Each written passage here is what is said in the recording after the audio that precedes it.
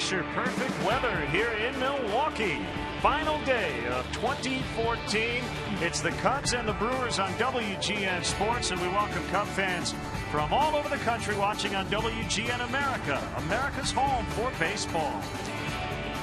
Always bittersweet final day of the season. Jim DeShays and Len Casper. The Cubs under 500, going to finish in last again. But as we look at the last 3 years, we're seeing incremental baby steps. Indeed. Cubs getting a little bit better in the standings. The big story, of course, for the Cubs is the fact that their farm system is considered by most to be the best in all of baseball. So good days ahead for the Cubs.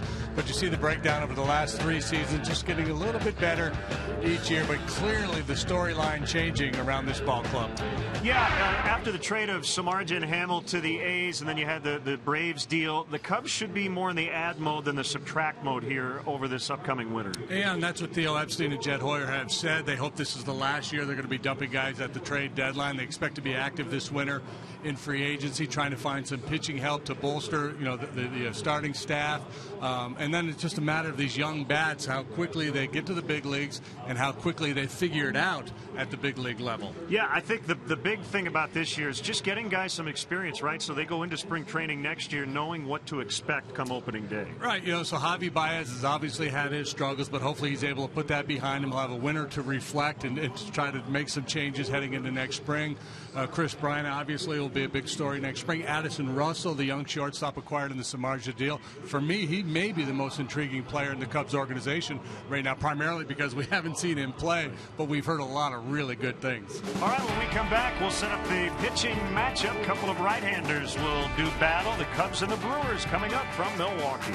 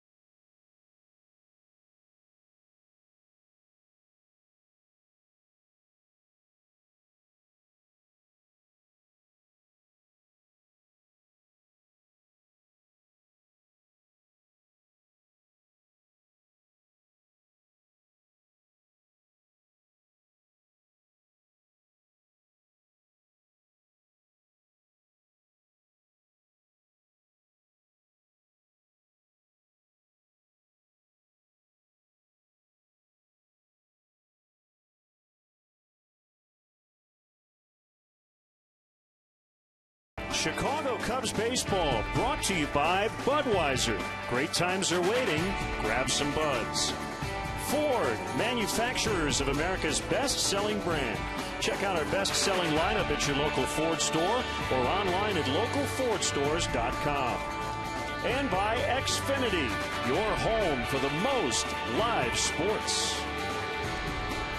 Well, it was supposed to be Kyle Hendricks, 24-year-old rookie today, but he's piled up a lot of innings. Cubs didn't want to take any chances. And actually, Jacob Turner, who's younger than Hendricks, with more big league experience, he'll get the ball today. And Jacob Turner's had a tough year, first with the Marlins and then with the Cubs, but he's been good against the Brewers in his career, and he's been really good against them so far this year. You look at his career numbers against Milwaukee, 2-1 with a 2. His best start as a Cub came against Milwaukee back on September 1st at Wrigley Field. He likes to sink it. Mike Fiers likes to work up in the zone, and the Cubs saw him at his best at Wrigley Field. Yeah, boy, he's been really good. Has an ERA below 2. Career against the Cubs, 3 games, 2-0 with an .063.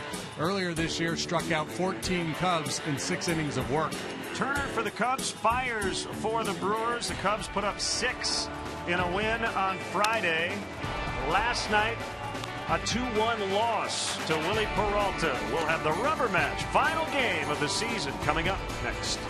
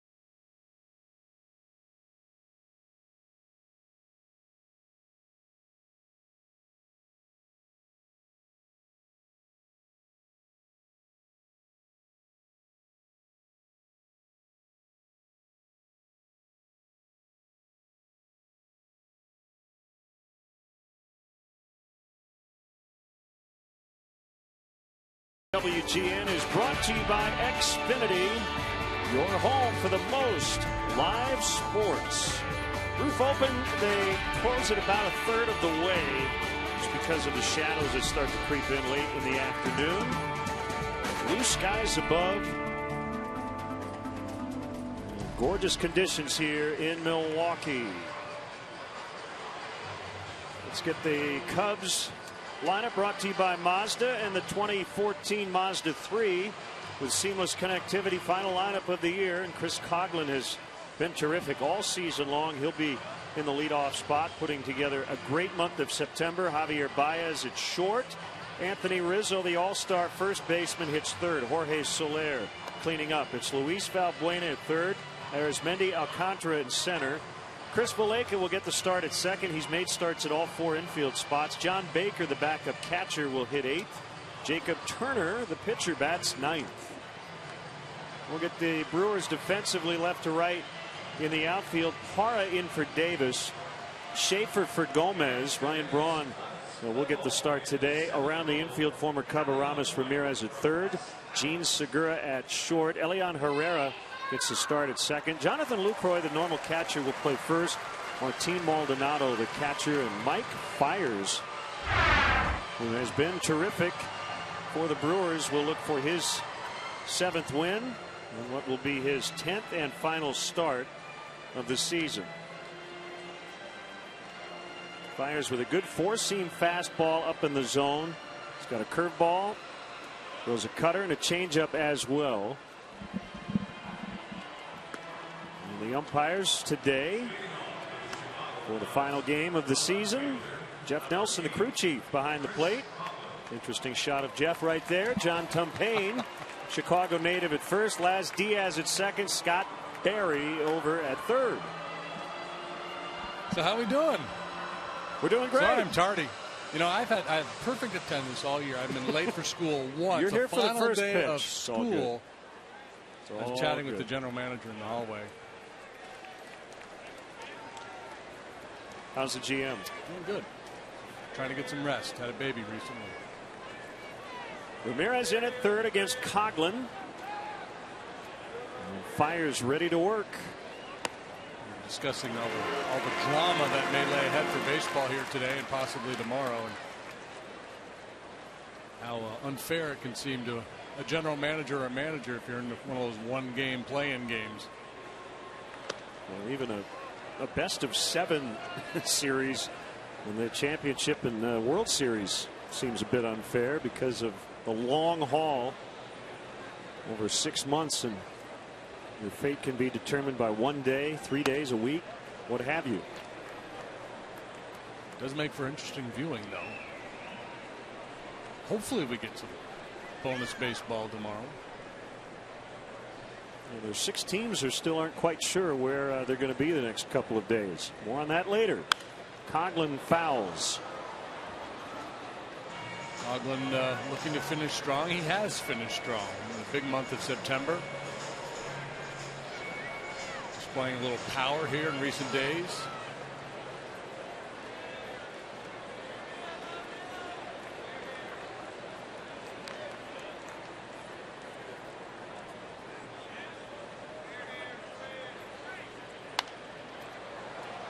.74 degrees as we get started.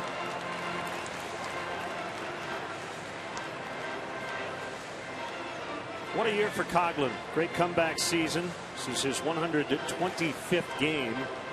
Actually came up on May 3rd and has been here ever since, and by and large has been in that lineup pretty much every day against righties. That's high, and it's full 3-2. Good long deep plate appearance to start the game. Fiers does not throw hard, but he has a very effective fastball. And deception, a lot of swings and misses at the top of the zone. And he misses at the top of the zone for a leadoff walk.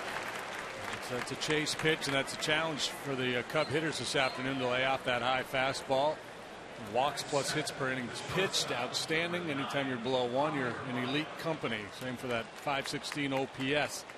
Much more of a fly ball pitcher than a ground ball pitcher. You see the strikeout rate way better than league average, and he's walking just 6% of the batters faced. We'll bring up the shortstop, Javier Baez. Leadoff man is aboard. So Fiers from the stretch here early on. Baez fouls out of play. It was August 14th at Wrigley Field. Fiers 6 innings, 14 strikeouts. Last night, Willie Peralta fanned 13 Cubs. You had a note last night. What was it? 33 games of how many strikeouts? Been 33 games in the National League this year in which a team has struck out 15 times or more. The Cubs have done it 13 of those 33 times. A significant percentage. Yeah, way more than their fair share. Probably 8-10 pitchers around the league that have had their best strikeout game against the Cubs this year. The other start for Fiers against the Cubs was 2 seasons ago, also at Wrigley Field, and he was terrific that particular day. 7 1/3, 4 hits, 1 run, and struck out 6.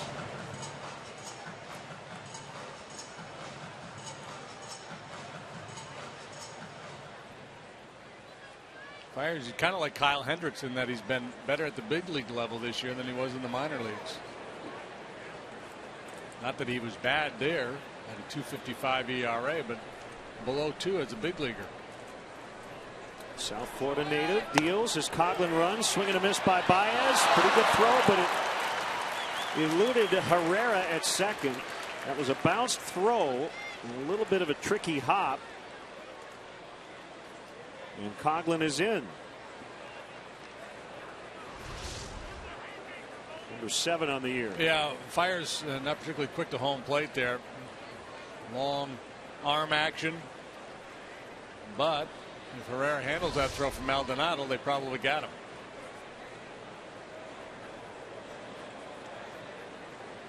Meantime, 1-2 to Baez.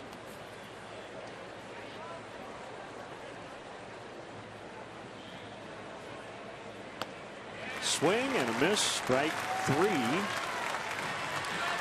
He has now punched out 93 times. And that is the first out. He probably would not admit it, but I got to believe that Javi Baez is glad that this season is coming to an end. I mean, it's you come to the big leagues for the first time with so much excitement. He got off to such a good start, and then got into the tank here. So he just needs some time away from it to regroup mentally. We'll bring up Anthony Rizzo.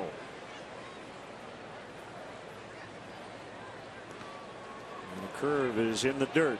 He knocked in the only Cub run last night with a double in the third inning, plating Coughlin.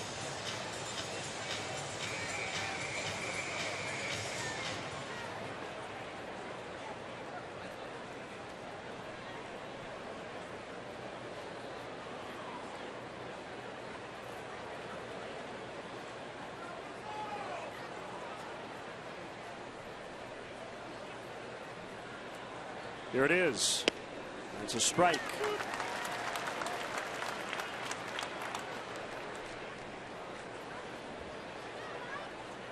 Kind of interesting baseball reference. If you go to the game log page, they have a section called RBI opportunities. You can kind of compare each batter versus the rest of the league. Long pause by Fires. The kick and the pitch. 1-2. So Rizzo's knocked in 75. The average major league player with 607 plate appearances, same as Anthony, has knocked in 61. He's had 310 runners on base. The average runners on base for a guy with that many plate appearances, JD, is 361. So even though he's hit in the middle of the Cubs order, essentially third all year, he's had way fewer RBI opportunities. There's a big explanation for the RBI total, and he's going to add 2 more. 2-run homer. And the Cubs out to an early lead. And if you're wondering, he's now knocked himself in 32 times. 32 times, and that's a punctuation mark on what has been an outstanding year for Anthony Rizzo. Clearly the Cubs' most valuable player and one of the best players in the National League this year.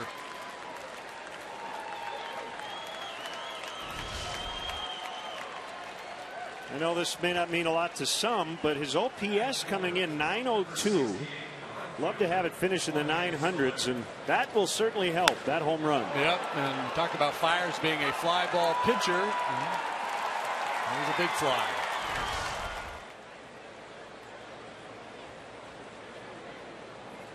Here's Soler, 2-0 in the first. And a strike. Rizzo hitting 50 points higher this year than last. Slugging 100 points higher than in 2013. Jorge pops it into shallow right field. It's Ryan Braun to make the catch. Well, is Rizzo a candidate for the comeback player of the year? I don't think he was bad enough last year. I don't think he was really bad last year. He had a low batting average, but he walked.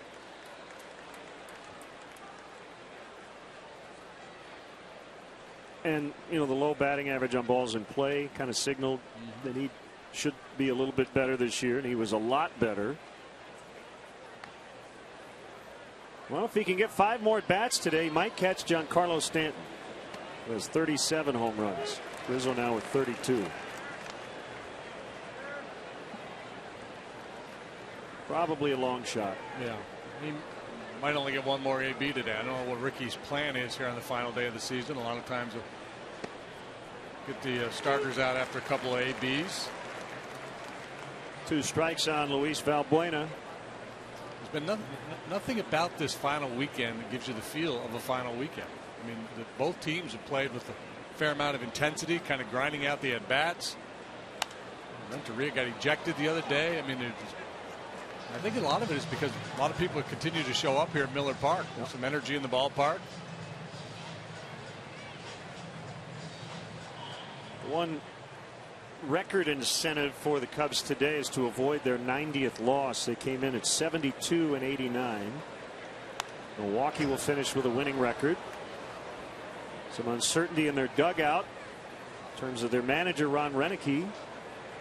The owner, Mark Attanasio, said yesterday the GM, Doug Melvin, will be back, but they're still evaluating. And you see they have limped to the finish line. 150 days in first place this year, most of the season, and they're going to miss the playoffs entirely.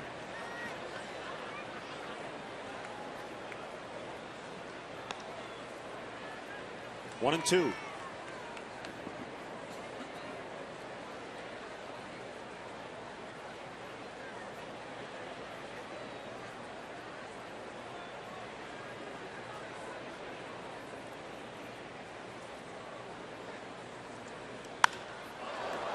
Driven to center, but it's Logan Schaefer to make the grab, and that'll end the inning. Anthony Rizzo with number 32 on the year.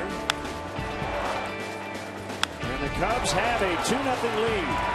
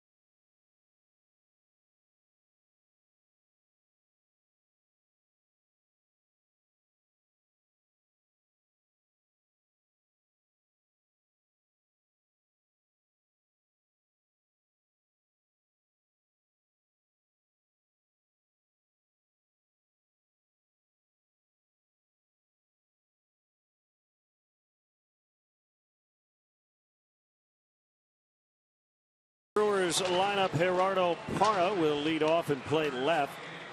Ryan Braun is in right. Jonathan Lucroy putting together a fantastic year. He's going to play first today, so no more crouching for him until next season. Ramirez in the cleanup spot. Segura's had a big season and weekend against the Cubs. Maldonado catches. Logan Schaefer's in center.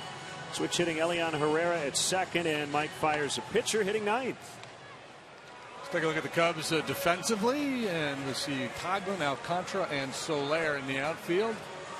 Third to first, Valbuena, Baez, Valleca, Rizzo. John Baker gets the catching assignment this afternoon for 23-year-old Jacob Turner. Combined with the Marlins and the Cubs, 5-11 with a .625 earned run average. He's made 17 starts. He hits .327 against Turner. He's 1-4 with a .698 as a Cub. 5 starts and a couple of relief appearances. His first pitch is bounced foul by Parra. So I referenced it in the open. It may surprise some people considering the discrepancy in major league experience, but Jacob Turner younger than Kyle Hendricks. He made his big league debut when he was 20. He's now 23. Hendricks 24. And a good breaking ball in there for a strike. Fastball, slider, curve, and change for Turner.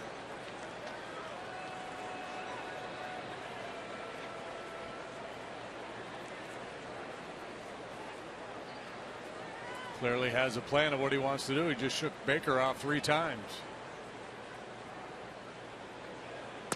Swing and a miss, strike 3. Plan worked. 94-mile-an-hour fastball for strikeout number 1. Good start for Turner. Trying to make a good impression here in his final start of the year. The number's not good. A whip of 1.61, league average for a starter in the National League, about 1.27. OPS is much higher than league average as well. Ground ball type pitcher. Strikeout numbers down. He's also been able to limit the walks, however.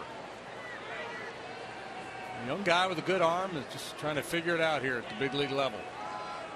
St. Louis native deals to Ryan Braun, ball 1.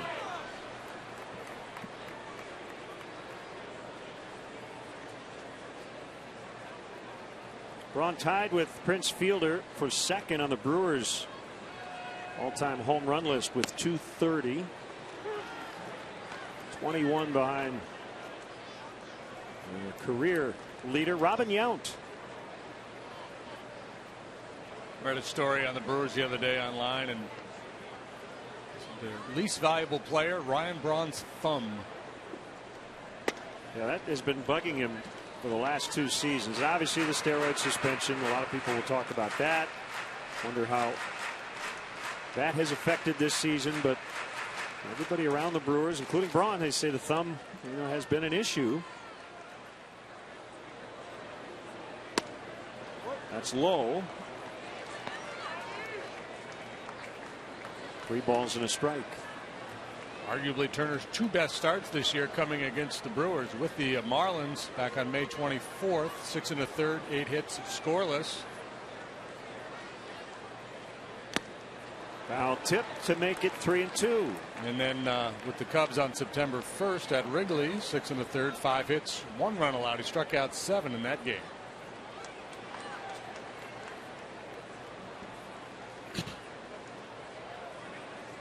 Only 2 batters into it here, but there seems to be a tenacity about him this afternoon. Inside, he walked him. Also good life on a 95-mile-an-hour fastball.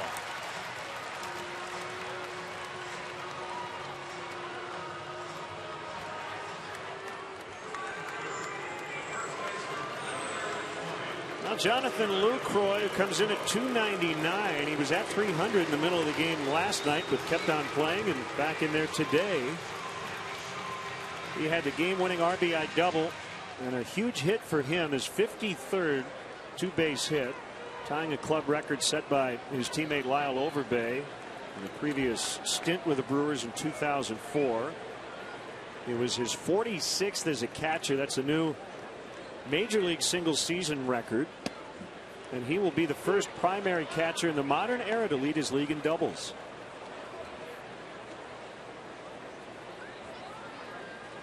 That's a lot to chew on.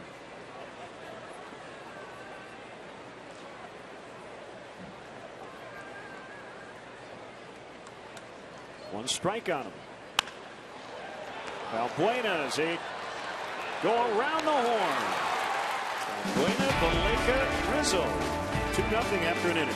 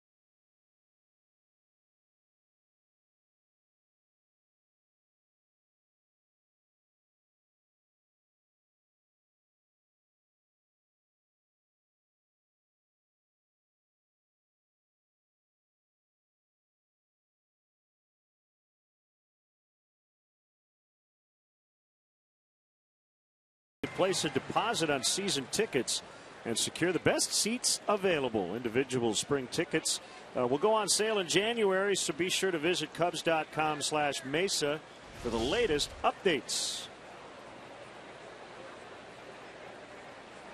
Good to see a lot of Cub fans here in the ballpark. Final day of the 2014 season, and a strike on Arismendi Alcantara. Derek Jeter is done. Infield hit number 3,465, and has come out of the game at Fenway Park. So he's called it a career. He hit second today. The DH went 1 for 2. Brian McCann pinch ran for him.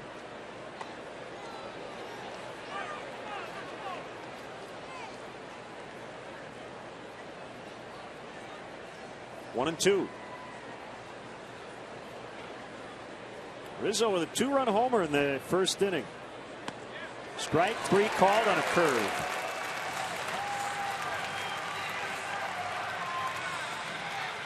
One of the dangers in facing a guy like Fiers, because he throws so many high fastballs, you go into, a bit of a passive approach. Don't chase, don't chase, don't chase, and then if he finds the strike zone with that breaking ball, you're cooked.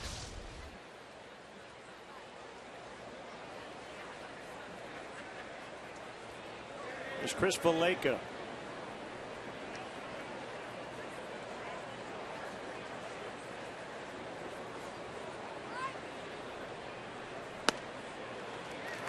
Fiers actually has probably made more headlines for the game he had against Miami in a 2-batter sequence in which he ended Giancarlo Stanton's season. Out into left center. And Parra will make the catch.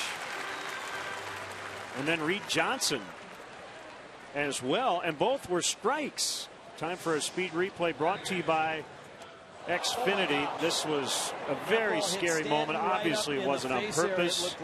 So Stanton gets hit. And then Reed Johnson comes in. They called both these pitches strikes because they deemed both guys had swung at them. The Marlins dugout was really giving it to Fiers, and he clearly was emotional and started yelling back. And former Cub, former Brewer Casey McGee kind of lost his mind. Xfinity, you're home for the most live sports. Yeah, and I mean, you can understand the emotion all the way around. You can see Fiers ultimately getting his neck up, saying, "Stop screaming at me. I wasn't trying to hit anybody." He was clearly upset. But you can also understand McGee and his Marlins teammates, sure. Just getting caught up in the emotion of it, seeing Stanton get hit in the face and then Johnson hit.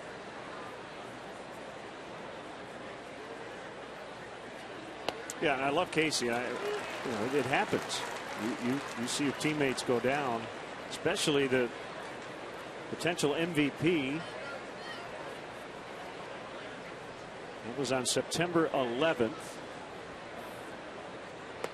Swing and a miss by John Baker.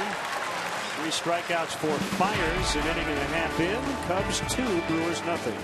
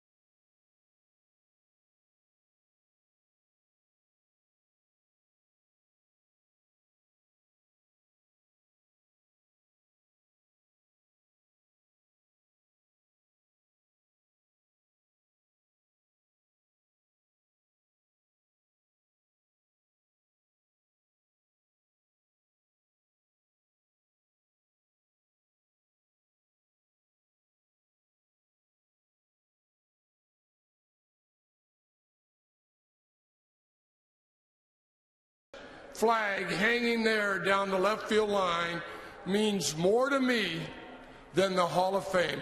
That is my Hall of Fame. I thank all of you. I love you. Our Southwest Airlines Wrigley 100 moment on this date in 2003. Ronnie's number 10 retired. The flag hangs right beneath Ernie Banks, number 14. Southwest Airlines, without a heart, it's just a machine.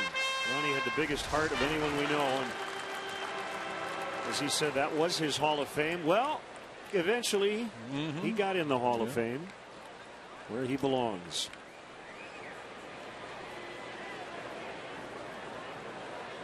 And easily the best Cub third baseman since Ronnie played the hot corners. At the plate right now for the Brewers, Aramis Ramirez.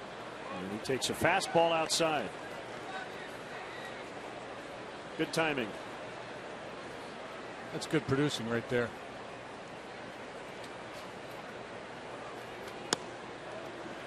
Outside, missed again, 2-0. So Jeff Nelson's the home plate umpire today. Sometimes, the final day of the season, between two teams out of the race, you see a very generous strike zone. I haven't seen that yet from Nelson. Doug Harvey comes to mind. Yeah. I've talked to more than a few pitchers who have been out there the final day of the season. Doug would walk out right before the first pitch, rub the ball up a little bit, hand it to him and say, "Work with me, son." First fastball is about 8 inches outside. Strike one, game on. Fly to short right. Squeezed by Soler. The fact that Doug was so blatant. "Work with me, son. We'll get through this together."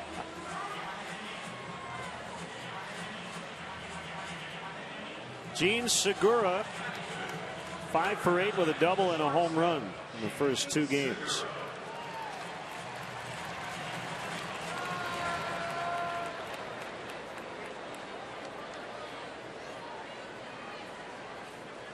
Looks like Jose Altuve is going to win the batting title. Is that right? He's the first Astro? That would be correct. Yep. Got 2 hits today.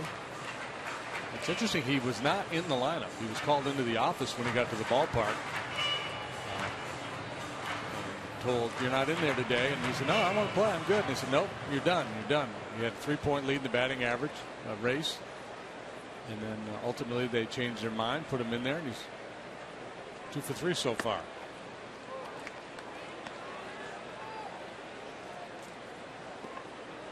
So the A's leading the Mariners by 1 for the last wild card spot. Some other things to be determined. There's Altuve and Clayton Kershaw. Dodgers are going to be managed by Juan Uribe today. Kershaw will be the pitching coach. Their game against the Rockies.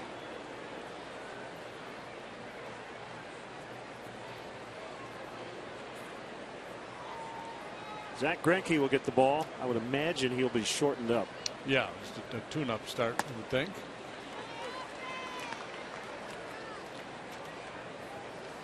It's even 2-2 on Segura. Well, last day of the year, a lot of times you see lineup turnover in the middle of the ball game.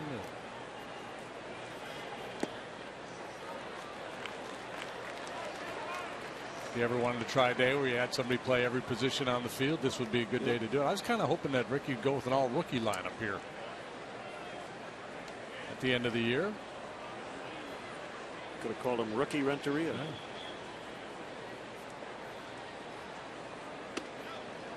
Segura draws a walk. Final day of the year. Let's get your Cubs selfie. Oh, that's nice. Hashtag WGN Cubs. That's not a selfie technically, but it counts for us. Yeah, if you're under the age of 6, you can do whatever you want. You can do whatever you want. To take your own picture. There's Maldonado, and Segura takes off. Baker couldn't get a handle on it. Stolen base number 20 for Segura. Guys like round numbers. Yeah, apparently.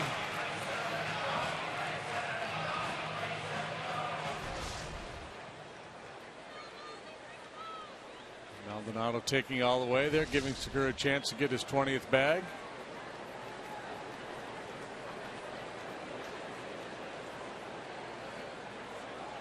So the Cardinals were beaten last night in Arizona 5-2.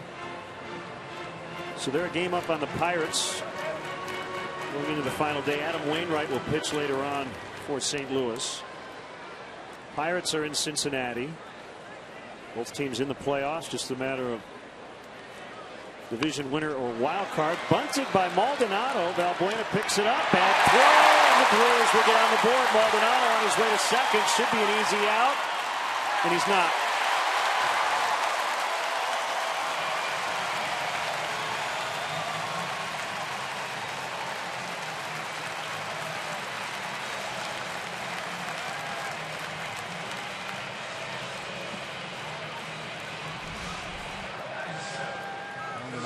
Surprise party, drops down a bunt. Buena had plenty of time, but makes an errant throw.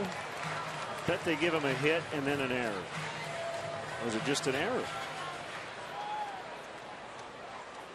Well, where he picks it up and where Maldonado is, it's a play he should have been able to make.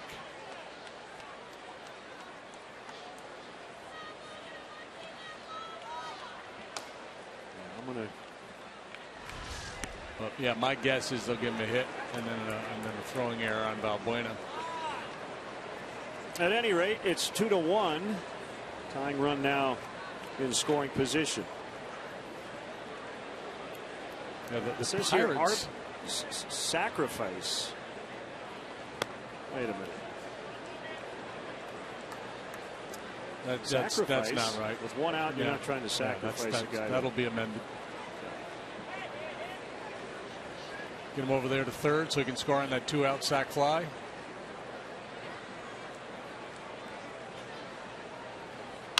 Schaefer bounces one towards second, and Valleca's got to hurry. Safe. Infield hit. That's a pretty easy call to make. Valleca just couldn't get it there in time as Schaefer smelled a single. A tough luck for Turner here in the inning. The walk, obviously, his doing, but Maldonado. Bunt play should have been made, and here an infield hit. And Valleca does everything he can, but Schaefer runs well, and he's able to beat it at first base. So one in and threatening for more.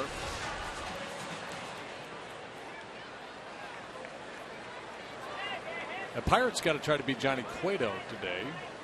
Cole and Cueto, and that's a 1-1 ball game in the 6th. AL Central, Detroit 1 up on Kansas City. David Price today for the Tigers against the Twins. Kansas City 1 up on Oakland. Oakland 1 up on Seattle. The Mariners have King Felix on the mound, so they need a win and they need Texas to beat the A's. Tigers leading Minnesota 1-0 in the top of the 6th. Rangers have just been really annoying for these teams down the stretch. They swept the A's. It was a couple of weeks ago up in Oakland. A chance to take 3 out of 4 from them this weekend in Arlington. Sonny Gray goes for Oakland today. Fly ball out in the left. Maldonado ready to tag. We'll see if Ed Cedar will send him. Chris Coughlin will throw, and everybody holding. Throw back to first. Safe. 2 outs.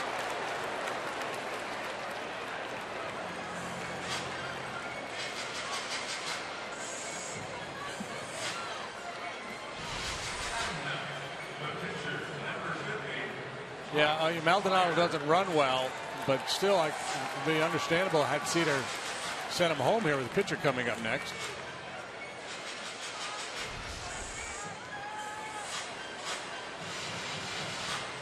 To me, that would be a good time to put on a play where both guys tag and go, and you hope that the Cubs cut the ball and try to make a play on the back runner and steal a run that way, or just get an errant throw. And Coughlin does everything right. Maldonado's out at home plate. Fires. It's a ground ball to Baez. He'll underhand to second where Valleca takes it. It's 2-1 Cubs after 2.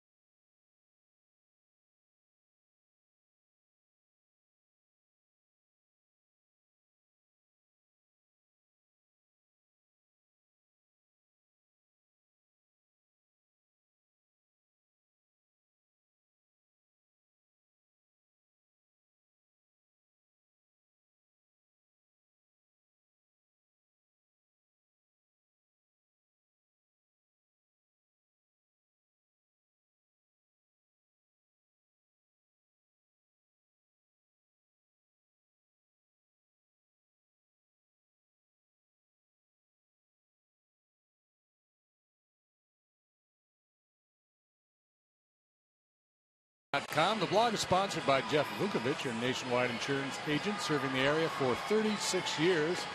To join the nation, contact Jeff at jeffvuk.com. Nationwide is on your side. Today the blog takes a look at Gabby Hartnett's famous homer in the Gloman from 1938, and then the game 163 as the Cubs beat the Giants to qualify for the wild card in 1998, both occurring on this date. Yeah, same for the Ron Santo number 10 number retirement. Speaking of which, it was pointed out on Twitter, Logan Schaefer wears number 1 for Milwaukee. You will never see a Brewer wear that number again. They're going to retire number 1 for the commissioner and the original owner of the Milwaukee Brewers, Bud Selig, next year. The announcement came down on Friday.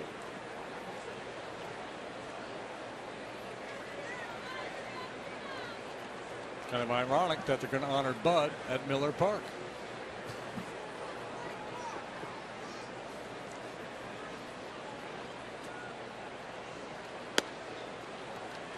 Fastball strike on Turner.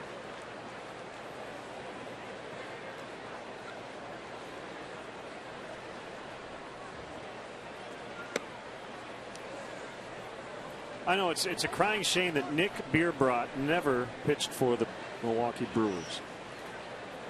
Would have been just too perfect. Yeah, that would, wouldn't it? Yeah. I mean, I don't know how you don't go out and sign that guy if you're the Brewers.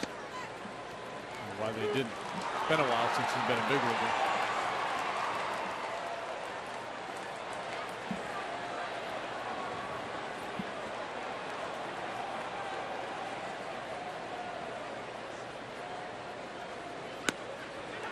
Got him. How about Billy Brewer? Did he play here? I don't think so.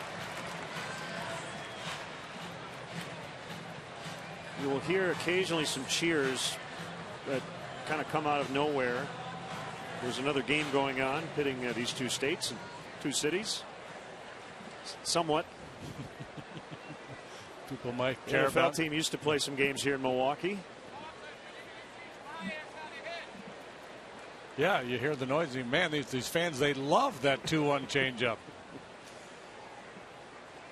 Coughlin swings and misses for strike 1. So here you go back to 1994, the last 2 decades.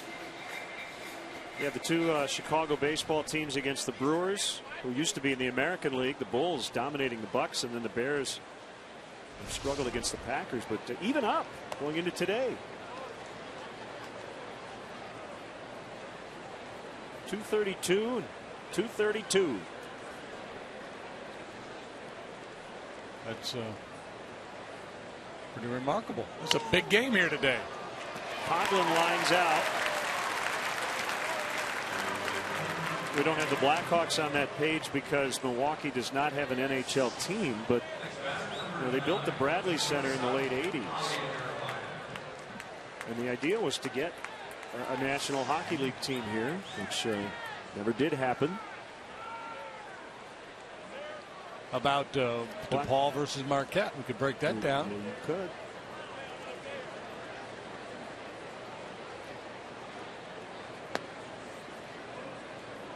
See, that's tricky for me because I would want the Chicago part, to be positive, but I went to Marquette. Yeah, you so have to be true to your school. The Beach Boys said. Yeah. 1-1 to Baez.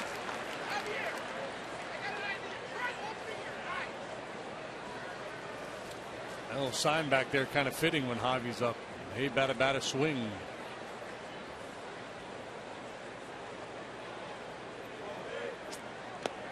In the dirt.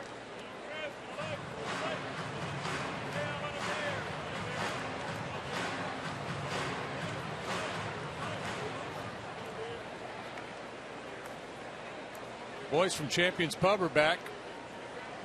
They're wearing the same shirts they had on last night. Yeah. Maybe they got multiples. Right-hander fires a strike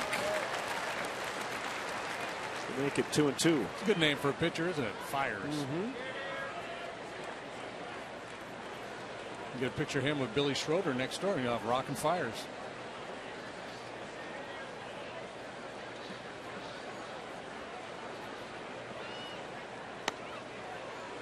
Fastball missed, so they have finally credited Maldonado with a hit on the bunt, which was the right decision. That couldn't be a sack. It could either be a hit or straight error. Broken bat liner. Parra trapped it, did not catch it. It hit the grass. And it's a base hit for Baez. Sounded like maybe he cracked his bat. 1 out of 2 now today. Had 3 hits on Friday. Took an 0-for in the ball game yesterday. 1 for 2 now this afternoon. Are an outstanding outfielder, but clearly a trap.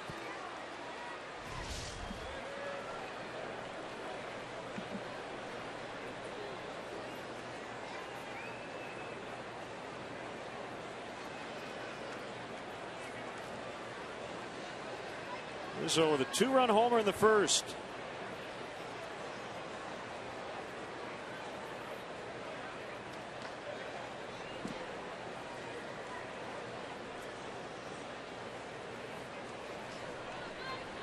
By the way, Billy Brewer never did play for the Brewers. Okay.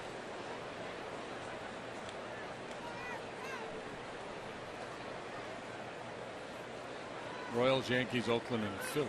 Last played in the big leagues in 1999. So that'll never happen. So you were saying? I forgot. It'll come back to me. Oh, as you were saying the other day, Anthony's going to do some television this week. Head to New York after this one. The guys obviously had already packed up things at Wrigley Field when we left the other day. Some will bus back to the ballpark. Some might just fly from here to wherever their winter destination is. Golf courses will be flooded with major league players in the coming weeks. Duck blinds.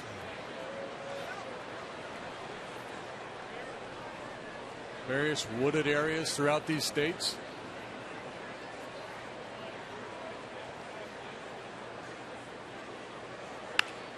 Another hit for Rizzo. Baez around second, and he'll easily get the third.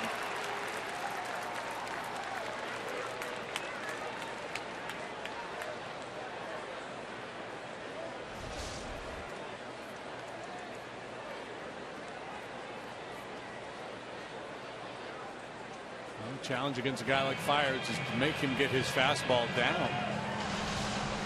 Around the letters, tough to handle, but when it's down, it's get toable.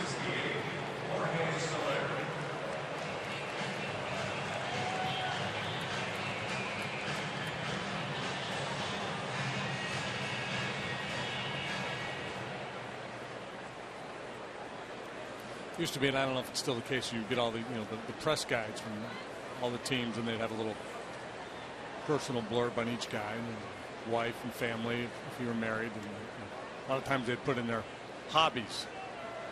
And just about everybody was either golf or hunting or both. Yep. Or fishing. You run across anybody that's into like origami or anything like that. Right. These days it's usually working out, video games, movies.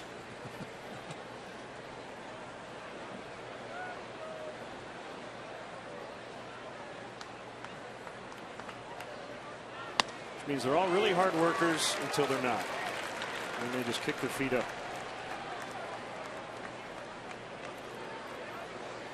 When Puig first came to the States, wasn't that the story? When somebody went to his house, he was staying in this very nice apartment, but he had like no furniture in it, but just some food and his video game console, and a big giant TV. What more do you need? 2-1 to Soler. So because he doesn't have a ton of at bats, his average went from 306 to 302 with the fly out in the first inning. He might need a hit or two to stay in the 300s. Very small sample size, though. He'll end up with under 100 plate appearances. Yeah, so he will be eligible for the Rookie of the Year next year.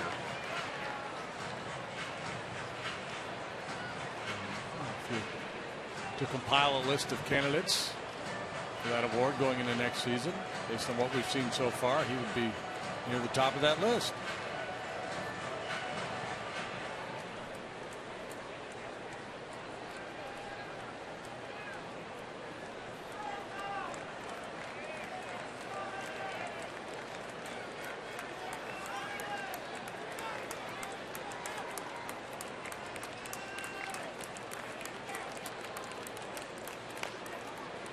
Tap foul, back to the plate.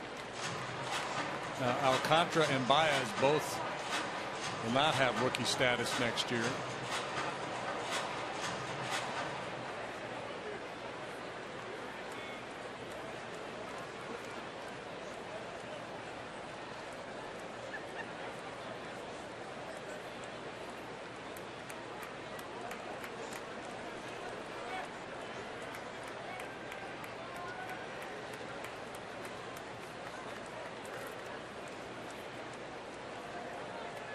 First and third, 2 outs.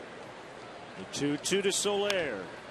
We'll do it again. Player shall be considered a rookie unless during a previous season or seasons he has exceeded 130 at bats or 50 innings pitched in the major leagues. Soler will be available. They're eligible as a rookie next year. Baez, Alcantara will not. Hendricks. He's pitched 80 innings.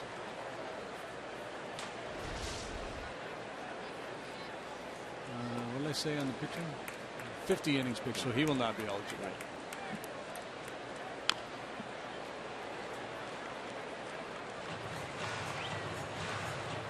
Or if the player has accumulated more than 45 days on the active roster prior to September 1st, he would also lose his eligibility.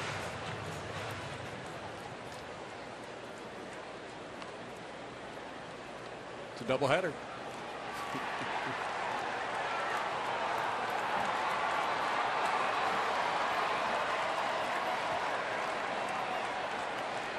I'm getting excited about this 2-2 pitch here in the ballpark. Here it is, outside. Full count, 3-2. Would have been a good pitch out.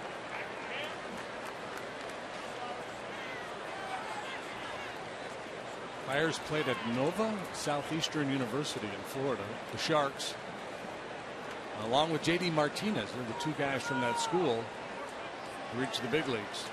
Both really performing well this year. Rizzo will take off with this 3-2. There he goes. Here it is. And a curve at 72. Strikes out Soler.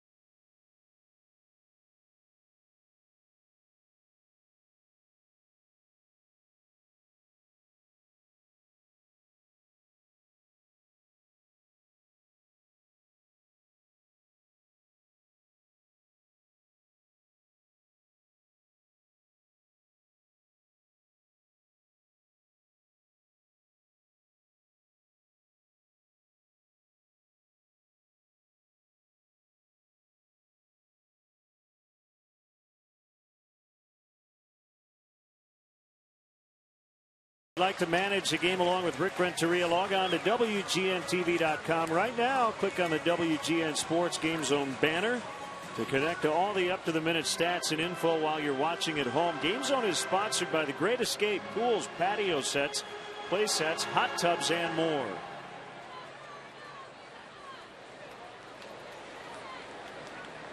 Parra to lead off the Milwaukee third.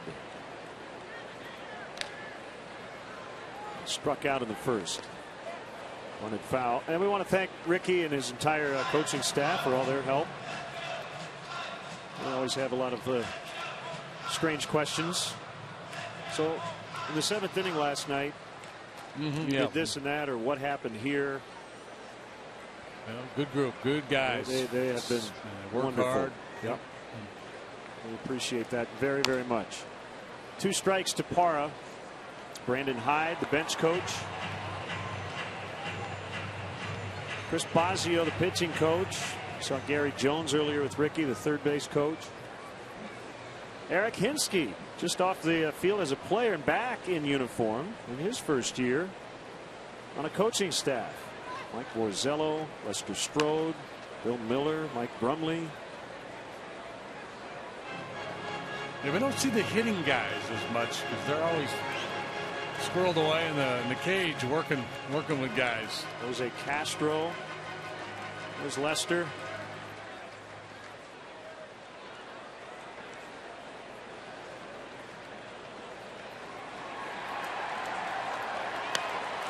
This ball misses inside.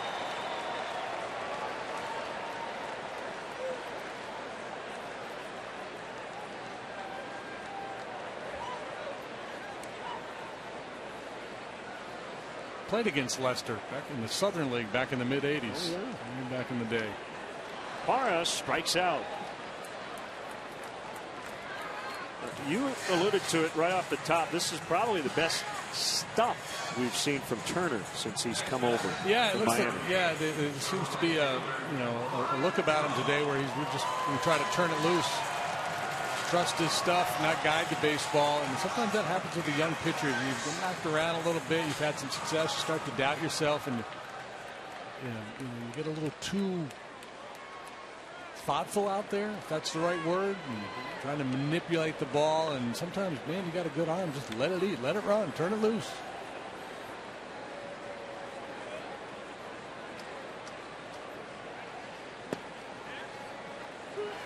strike. And Ryan Braun.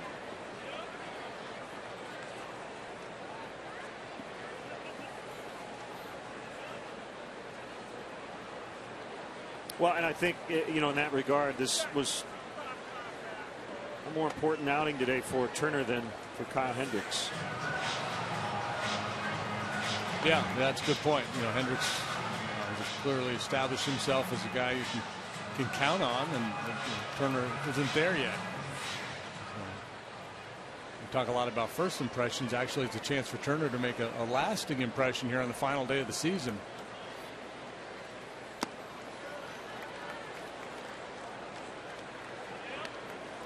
One good game is not going to convince anybody to give you a spot in the rotation, but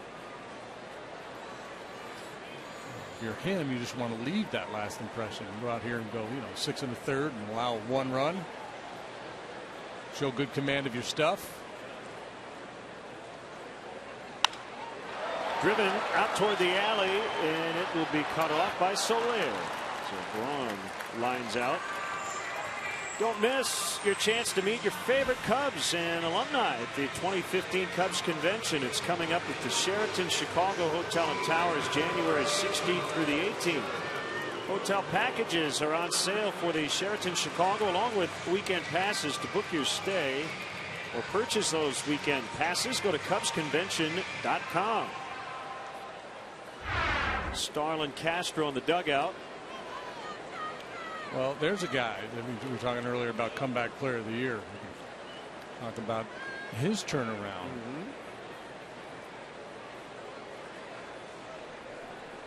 He's about 100 points better on the batting average. Soler leaps and makes a catch to Rob Lucroy. Probably another double. Couple of balls hit hard, but 4 outs.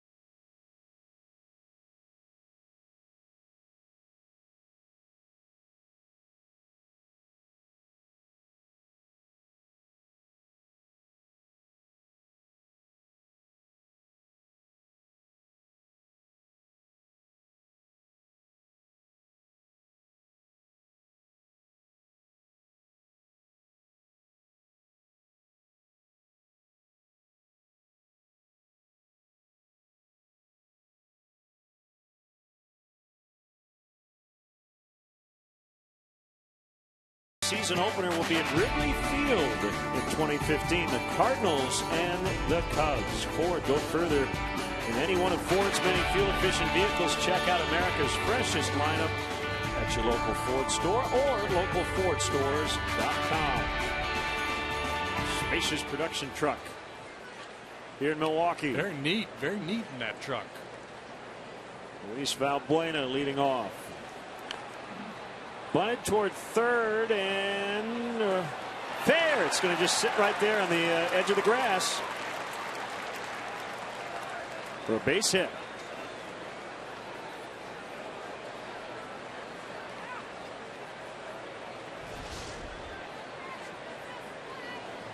There's was in a little bit, but off the line. And it really wouldn't matter where he was playing with that bunt. You can't do it any better than that. I just want to correct what I said prior to going to break. Castro, not 100 points better in the batting average.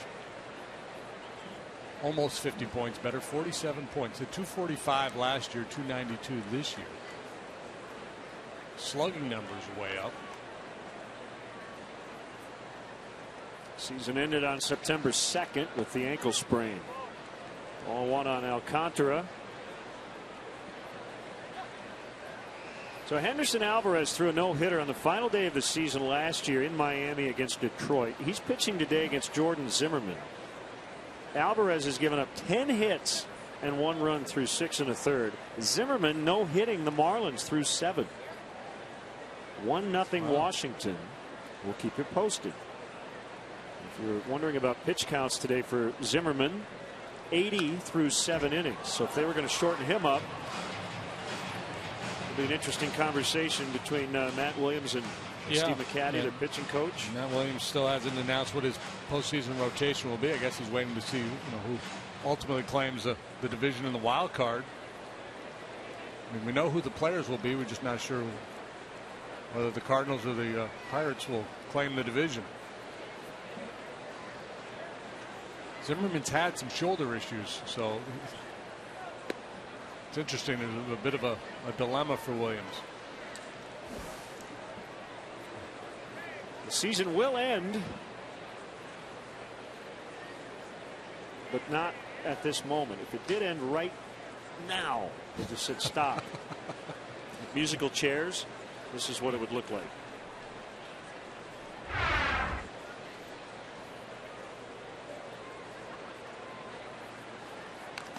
It's kind of interesting, the fact that the Pirates and the Cardinals both have a shot at the division, have had that shot over these last few days, actually benefits the Giants. Because if those teams knew their fate had been sealed, one's going to win the division, one's going to win the wild card, they could set up their pitching accordingly. But it's so precious to get that division title, to not have to deal with that playing game. They're both going for it. And the Giants already know they're in the wild card game, so they're just laying back. They got Bumgarner ready to go. Swing and a miss. Alcantara strikes out for the second time today. Number 6 for Fiers. You should also note that I guess if we do have extra games before the wild card round, that's considered still the regular season, right? Yeah, like game 163. So the regular season might end tomorrow, not today. Valleca. Everybody who played a meaningful game yesterday, except for the Mariners, lost. Pretty much. All the teams that were trying to lock down their postseason positioning. Valleca sends a slicing fly down the right field line. Braun gets over. Foul territory, makes the catch for the out. Right up against the sidewall. We lose sight of the corner outfielders right when they get near the foul pole. You see, it's kind of like Wrigley. There's not much room there, and yeah, he did cradle it. Yeah, that's what we used to call a snow cone as a kid.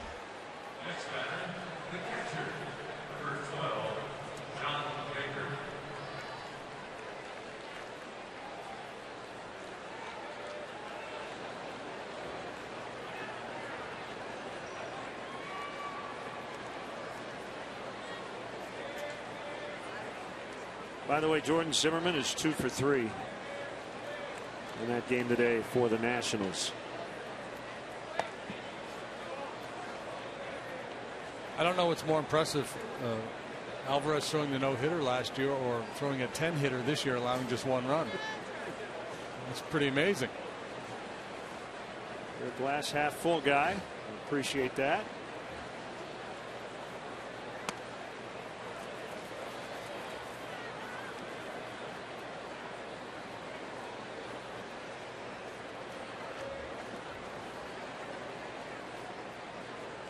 Nationals have won 95 games. They're 17 games better than second place Atlanta. Everybody in that division except for the Nationals below 500. So they've been in a good place for a while now, but continue to play very good baseball. Winners of 8 of their last 10. Mike Redmond, by the way, gets a contract extension, so he's in place in Miami through 2017.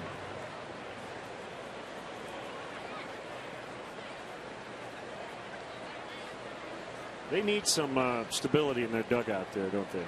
After the whole Ozzie thing. Mike Redmond, very good choice. Mm-hmm.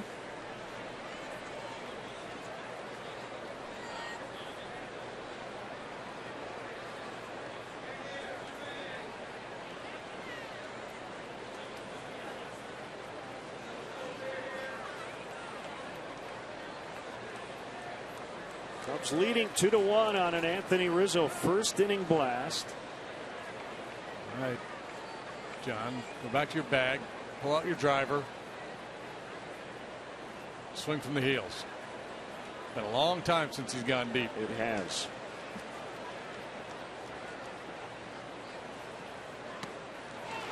He did. 3-2. How long has it been? September 4th, 2009 in Washington. It's been over 5 calendar years since he last hit a home run in the majors. Well, he's such a fun guy. I just want to see the reaction if he does it. Hit 9 that year for Florida. I got it.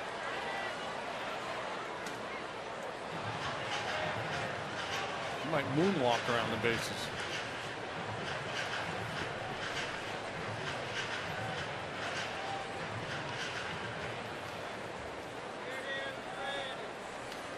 He hasn't had a ton of plate appearances between then and now. 88 in 2010, just a handful the next year. 2012 he had 214 plate appearances. Picked up by Lucroy. He gets to the bag in plenty of time. Leadoff single, no runs. 2-1 Cubs in the 4th.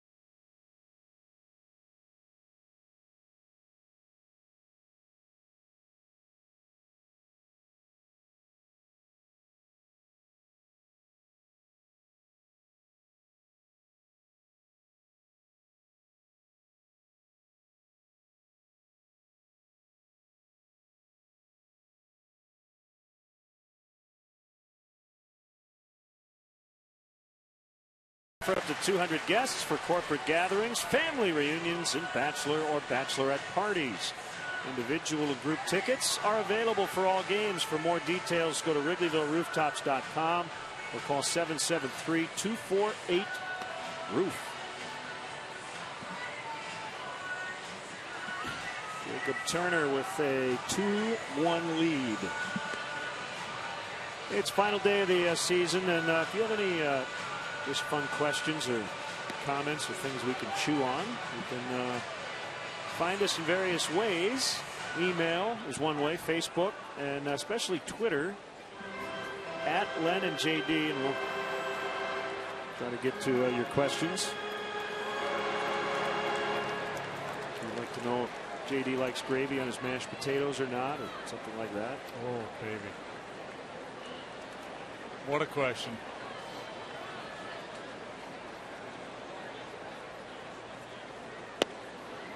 Ball one on Aramis Ramirez.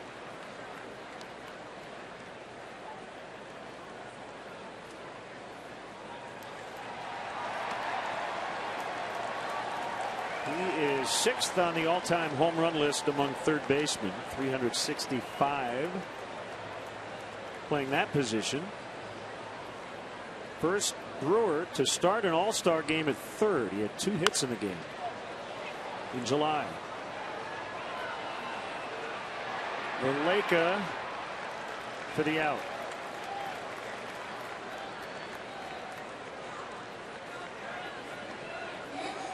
Get into the holiday spirit a little early and support Cubs charities by being part of our holiday tradition. Purchase your limited edition Chicago Cubs Christopher Radko glass ornament. Ornaments cost $60. All proceeds will benefit Cubs charities. Visit Cubs.com/ornament for more information.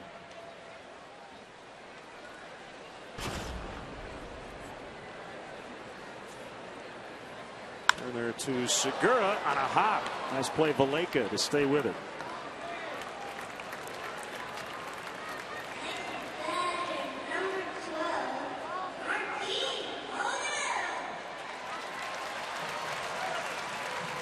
Maldonado with a bunt single. That little guy doing the PA this inning's got some flair. Yeah. Yeah, they do a bit here where they let a young Brewer fan announce the first 3 batters of an inning. Martin Maldonado.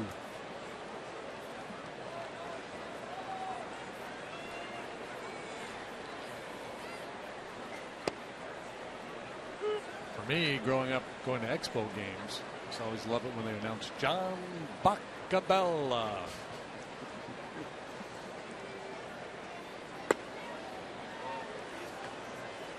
All right, Bob checks in. Well, does he? Yes or no on the gravy? What a question, of course. See, I'm not a gravy guy. Not a gravy guy? A little butter, a little salt, pepper. I'm ready to go. I'm a gravy. I'll put gravy on anything.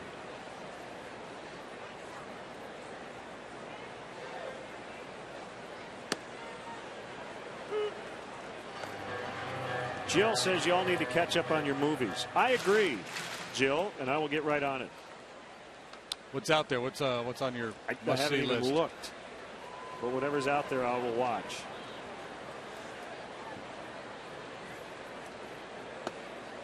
Outside. I saw something not too long ago. Couldn't have made a big impression because I can't remember it. What it is, but it I remember really some of the good. trailers though for upcoming movies. Okay. Piqued my curiosity a little bit. There's a Kristen Wiig, Bill Hader thing coming out. Looked pretty funny. I want to see Guardians of the Galaxy, and I want to see Gardens of the Galaxy too. We talked about that with Chris Pratt. Yeah. He hosted SNL last night. I forgot to check it out. I was hoping he would mention us.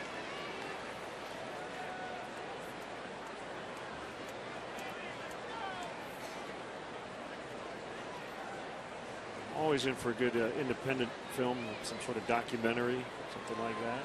Well, I got to go see the Doc Ellis movie that you saw. Yes, you do. It's called a documentary, D-O-C-K. Alcantara makes a catch, and the inning is over. 2-1, Cubs.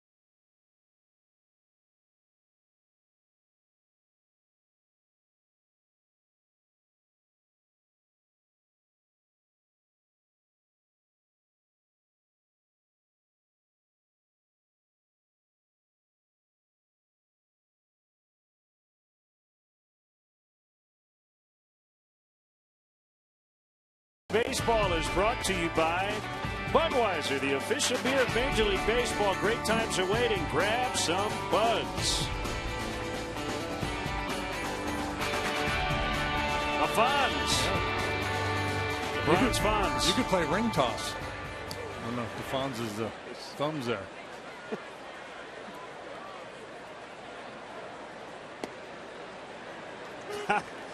We just got a tweet from Jeff Garland. You want to hear it? Yeah, I do. Yes, I think I do. It's not funny. It's great. Oh. Len and JD, I'm watching you today and not the Bears. Thanks for a great job this year. I'm waiting till next year. Go Cubs, go. Thanks, Jeff. Absolutely. We appreciate it very much.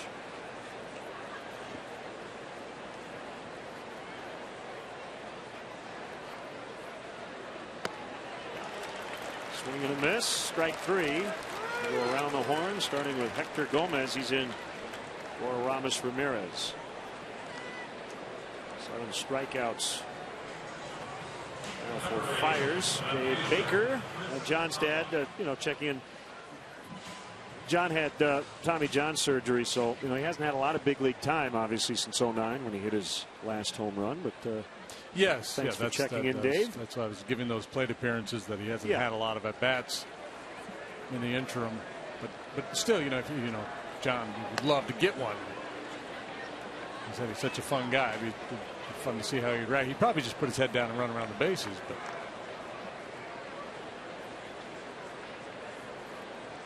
You might be tempted to do a Carlos Gomez, who crossed home plate and then did a little floater in the lane after his home run last night. A little jump shot. So Jordan Zimmerman will go to the 9th with a no-hitter, leading 1-0 against the Marlins. 1 walk, 10 punch-outs, only 93 pitches, so he's been quite efficient. And on the hands and muscled to short, where Segura makes the play. Coughlin is out. Bring up Baez. It's hard for those guys that throw as many strikes as Zimmerman does to pitch a no-hitter. He just attacks the strike zone. Roger Clemens never had one. He has been quoted as saying, "Well, I just throw too many strikes."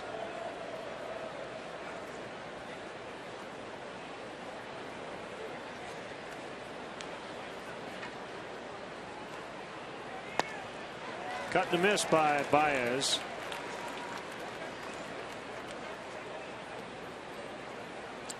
Francis Margolin says the Wig Hater movie Skeleton Twins is great, but it's not a comedy.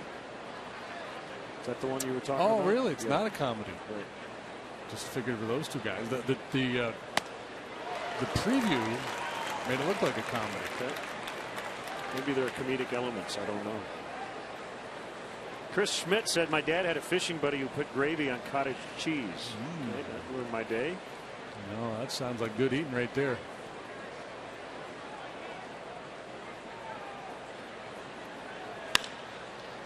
Bounce to Gomez at third. Going to see some early swings in the count here as we get into the bottom of the 5th. Cubs 2, Brewers 1.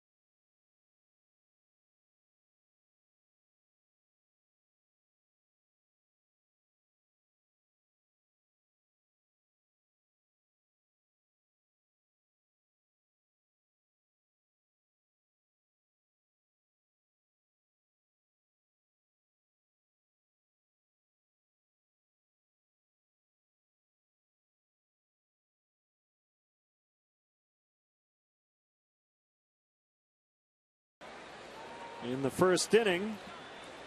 That's it for the Cubs to this point, but enough for Jacob Turner, and a strike on Logan Schaefer.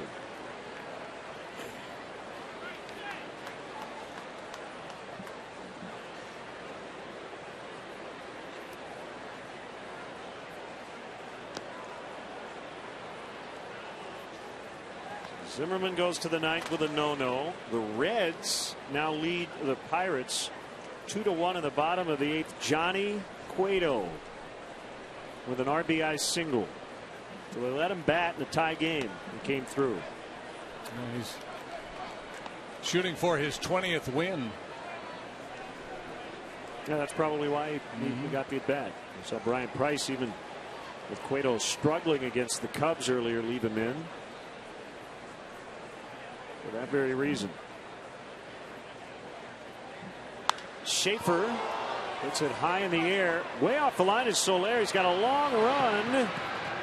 And it's foul. That's the only guy who knew that was foul or a homer is Schaefer. He barely got halfway down the line.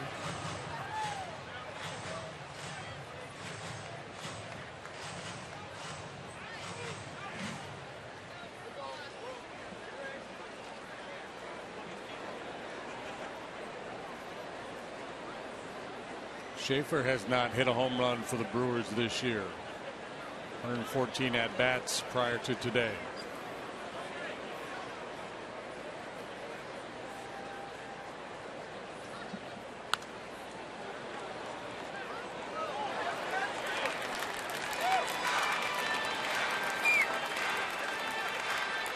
So final day of the season, no hitters. Mike Witt. Perfect. Did he throw perfect game last day? I don't know. California. He's got a no-hitter on his resume. I know that. Most no-hitters are thrown in April and September. Final day of the '84 season. Perfect game against Texas.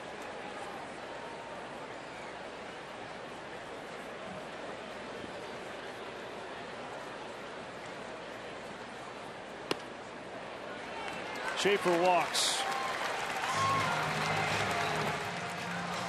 So he's been on both times. Third walk given up by Turner. There's Elian Herrera. Playing second today. We haven't seen Scooter Gennett in this series. No, I think he pinch hit once maybe. But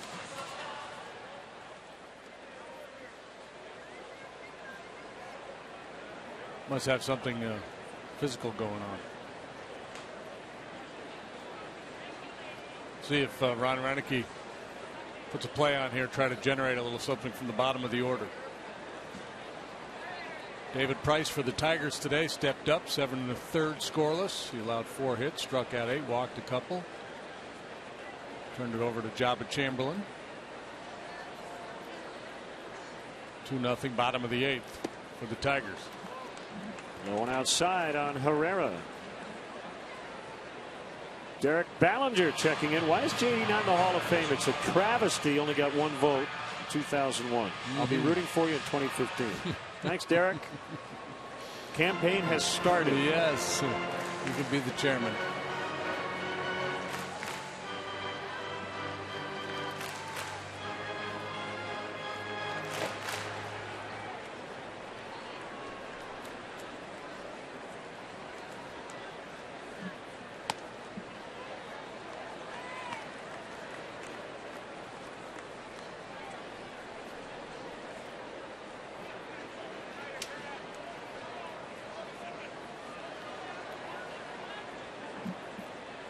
What's your gut? Zimmerman gets it? Well, he's down to 1 batter, Christian Yelich. Yes, I'm going to say he does. Yeah, I'll go yes too.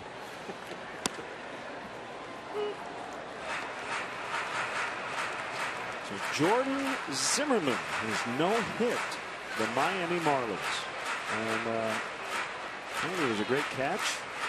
We'll get the highlight. Christian Yelich lined out to left. Adam Kilgore covers the Nationals just tweeted, "Oh my God," and I'm thinking, does that mean it's over? Does it? Oh man! Stay Steven tuned. Souza Jr. with the catch. First no-hitter in Nationals history.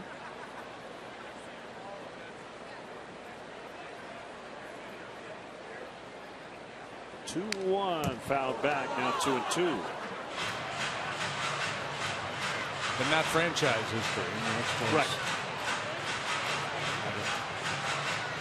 I think a handful. I think Bill Stoneman might have had one or two. Yes, he did. I think two. And Dennis Martinez. Yeah. Was perfect.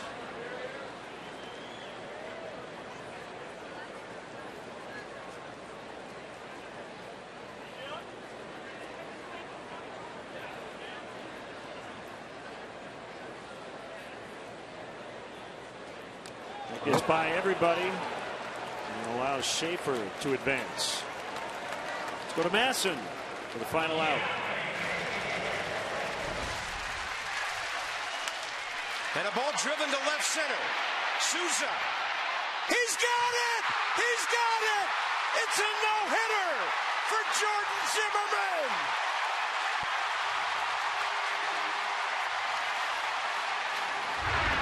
Wow.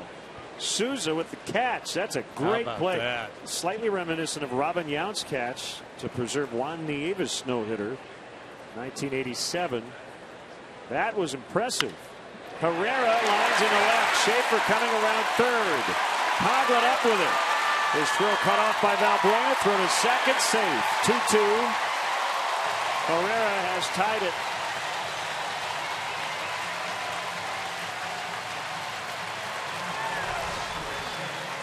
A walk, wild pitch. Gets Schaefer into scoring position, and then Herrera slices this one to left field to get him home.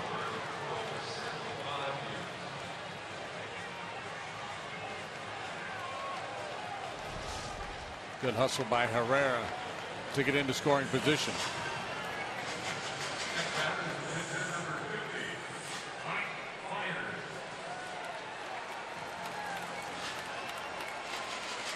Yeah, that's the old adage, right? In every no hitter or perfect game, there's one big play that saves the day. It doesn't always happen that way, but it seems to. Well, I think baseball fans right now are trying to figure out where the Marlins are on the final day of next season, so they can be there for maybe more history. Another no-hitter.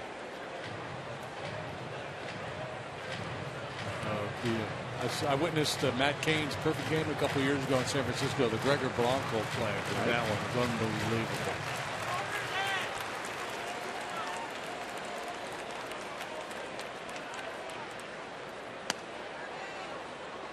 Mike Baxter, the Johan Santana no-no, first in Mets history. Had a great catch. Ended up on the DL as the result of that play.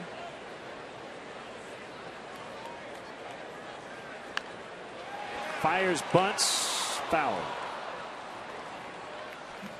There's trying to steer that ball away from Anthony Rizzo. That's not easy to do because Rizzo is right up in his grill.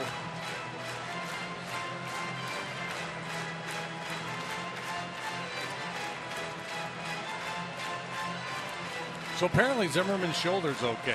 There had been some concerns. And boy, Matt Williams has got a lot of options as to how he wants to set up his rotation for the postseason. That rotation is really, really good and pitching quite well right now. Nice job by the manager to put Souza in for defense. Fires is out, but he does get Herrera to third and a sacrifice bunt.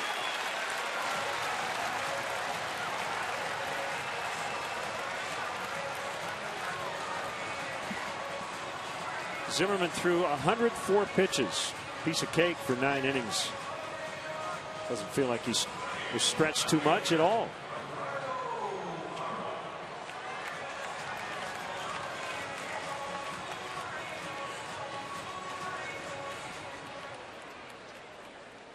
Infield in a tie ball game as Milwaukee tries to grab its first lead today. Yeah, and they don't start until Friday. First game of the divisional series for the Nationals in Washington on Friday.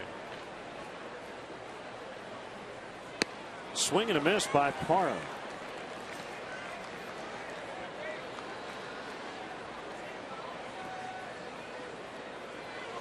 Turner with 2 strikeouts today, and it's been Parra both times.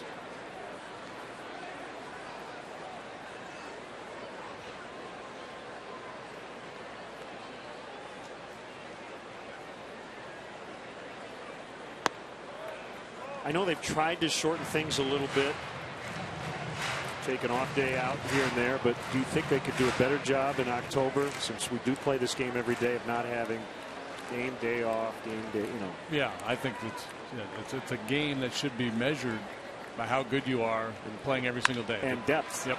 Well, they got Herrera caught. He's going to try to stay in a rundown long enough to allow Parra to advance, but Turner did the right thing. He ran right at him and didn't allow Parra to even think about it.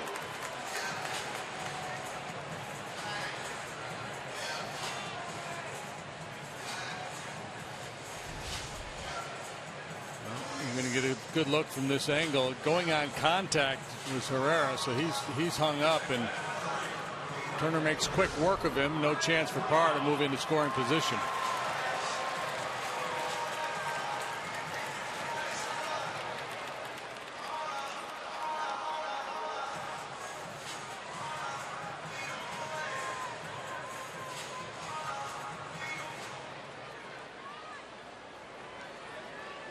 How do you feel if you're the Red Sox? They're getting smoked today 7-0 in the 7th against the Yankees. So they win the World Series. They go after the Bobby Valentine disastrous year. They win the World Series. This year they finish in last. But I think a lot of people feel like they've got a chance to turn it right back around again next year. They do, right? That's kind of what they've said. Yes. That they're not entering any kind of a rebuilding phase.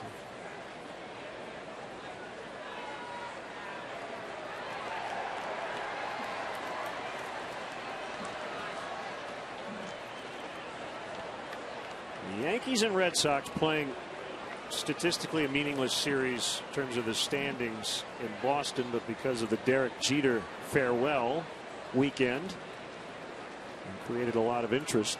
But yeah, it's almost impossible to think at the beginning of a season that they would match up the final weekend and neither team's going anywhere.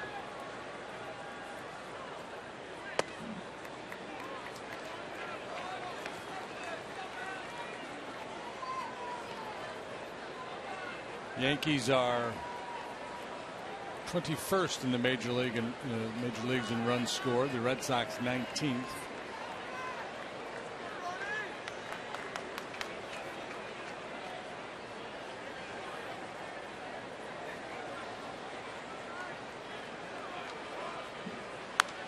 In their own league, and I guess that's where it matters. Red Sox 12th of the 15 teams, and the Yankees next to last. I don't know. Personnel-wise, is Boston close to being what they were last year? Big Poppy's a year older. Still really good. 35 home runs. 1-2 on Braun, and Parra has to dive back. Pedroia had a down year.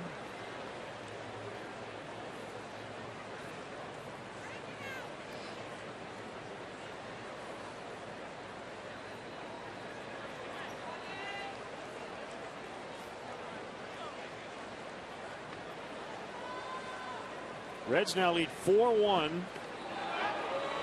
as they're going to the 9th. So the Pirates need a huge comeback. Their division hopes are done.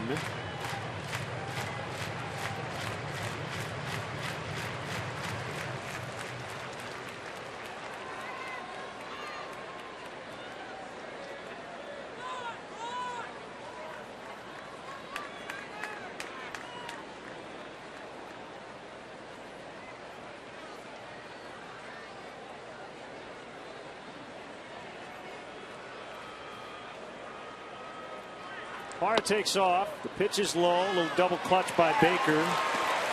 And Parra able to stay on the bag.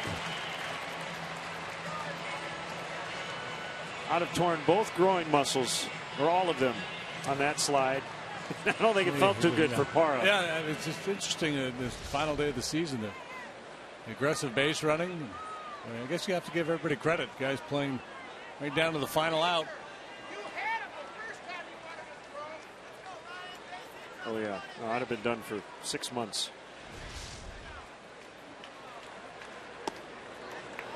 Changeup missed, low and in. Full count, 3-2.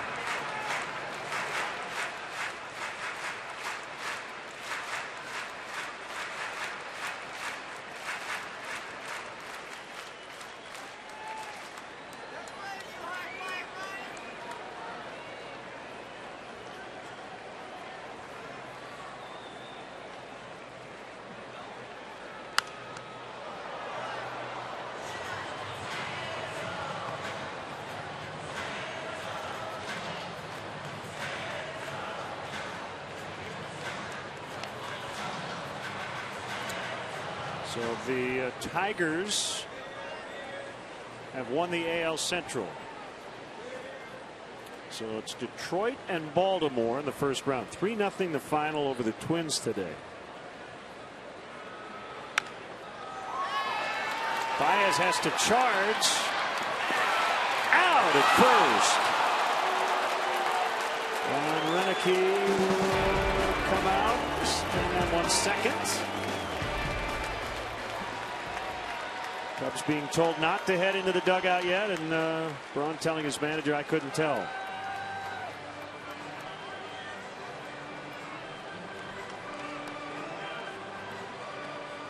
And you can cue the music. WGN Sports Band. I'd like to thank the Academy, my agents, of course my family.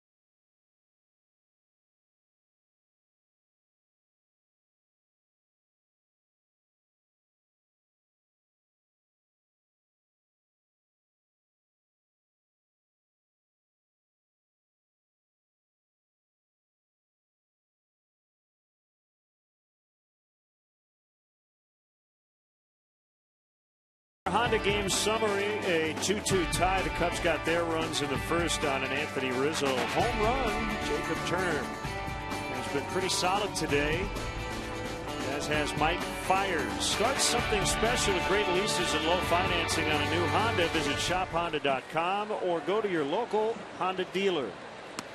Curve strike from Fiers to Rizzo, who has 2 hits.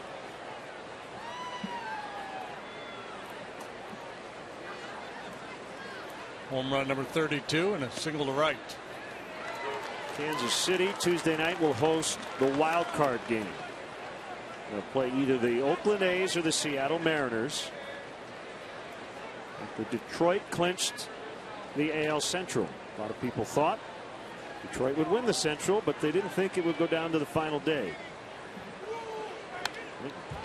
Conventional wisdom was they were going to run away with it.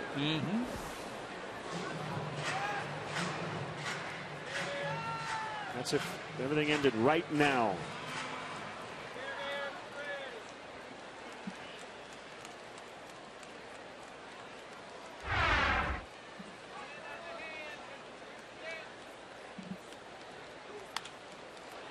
Three for three, Anthony Rizzo. Capping a fine 2014.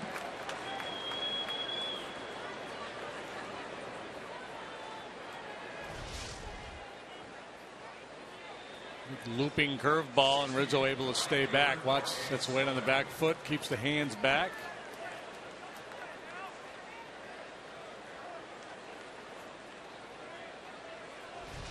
Where's the shift?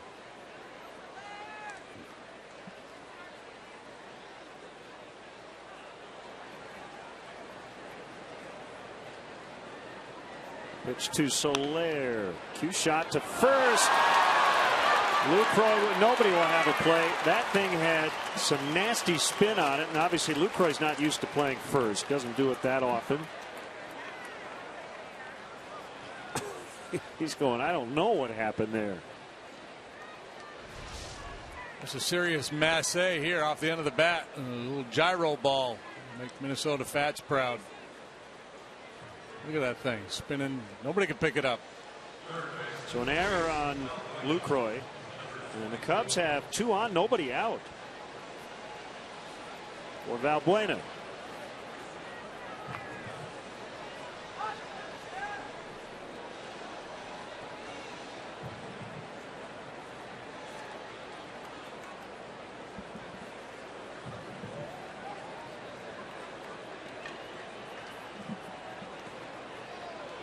Down by Maldonado. Astros season over. They lost today in New York. 70 wins. That's a 19 game improvement from last year when they went 51-111. Ending on a little higher note. Last year they lost their final 15 ball games. Mets 8, Astros 3. Bartolo Colon finishes the year 15-13. Lucas Duda hit number 30 today.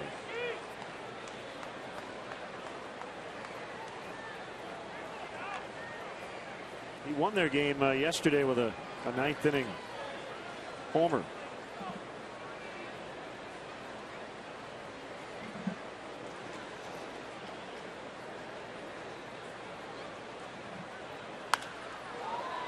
Buena sends it in the air to right. Rizzo will not really be able to tag. It's just way too shallow as Braun makes a catch.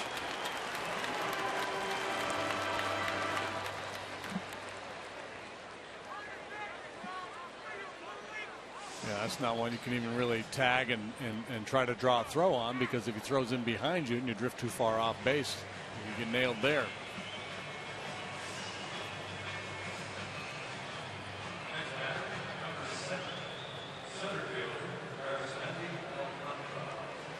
So Jose Altuve, who was not going to play and then ultimately did, went 2 for 4, finishes the year with a .341 batting average. That should be good enough, right, to lead the American League. He had a 3-point lead over Victor Martinez coming in. Both runners go. They picked the perfect pitch to run on a curveball. A double steal. What you don't like, you think only one guy should get. Well, if they make a play on a guy, see, no play was made here on anybody. You got to credit them both. Jorge Soler with his first major league stolen base.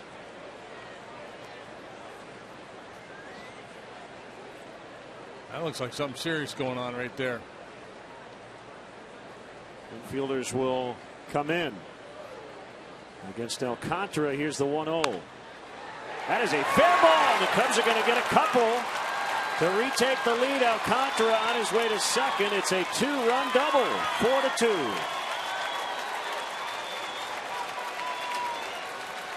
Yeah, I think Ricky gave him the double down the right field line signal. And he got it. And delivered. Stays long through the zone. Picks up a couple RBI. Day started poorly for him, striking out his first 2 times up. Good productive swing of the bat there. Gets 2 home.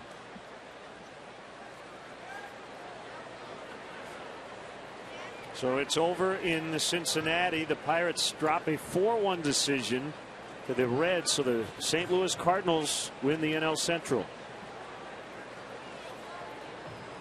Sounds like Adam Wainwright will start, even though that game now doesn't matter.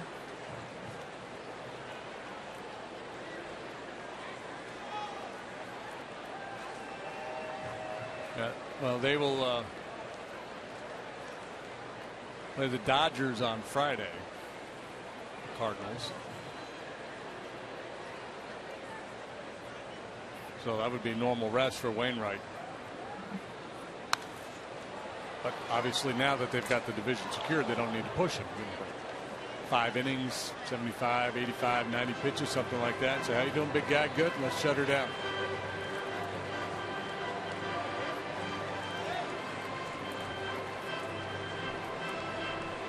Justin Grimm.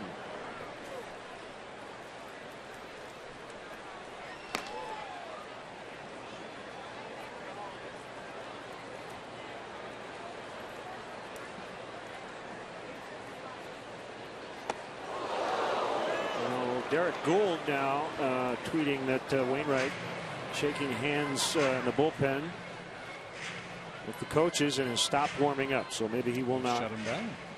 Pitch after all today. But he got his 20th win. That's not a big issue. Was today his normal day? Wainwright? Yeah. Or were they bringing him back well, short? He pitched against the Cubs on Monday. So I think it was an extra day. An extra day. Yeah, because they were off Thursday. Huh. Interesting that they wouldn't pitch him at least a little bit today.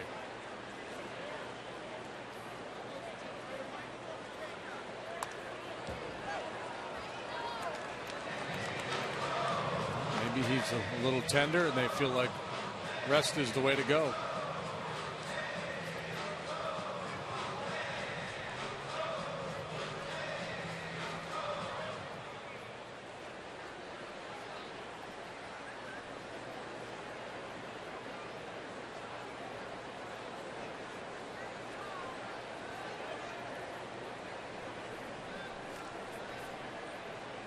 So it'll be San Francisco at Pittsburgh Wednesday. And you mentioned the Dodgers and the Cardinals opening up the division series in Washington, waiting on the Giants Pirates winner. And that series will start Friday.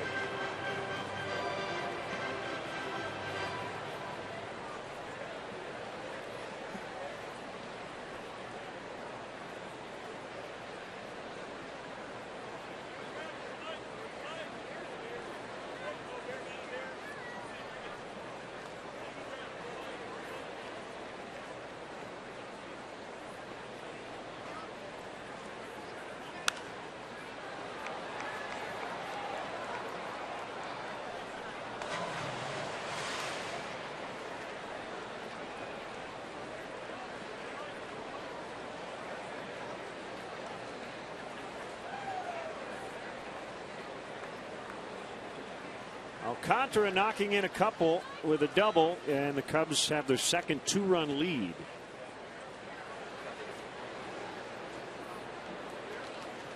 Fiers has made 9 starts with the Brewers this year. This is number 10. This is the most runs he has allowed in a start. Segura will get the out at first with Alcantara now at third, 2 away.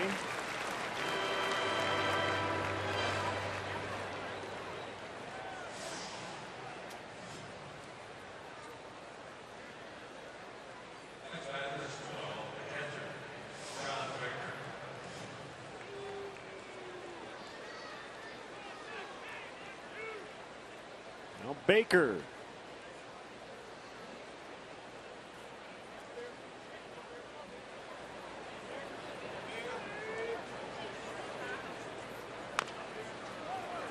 Little toward first.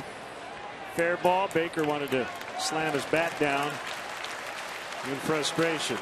2-run double. Alcantara, and the Cubs lead 4-2 as they head to the bottom of the 6th here in Milwaukee.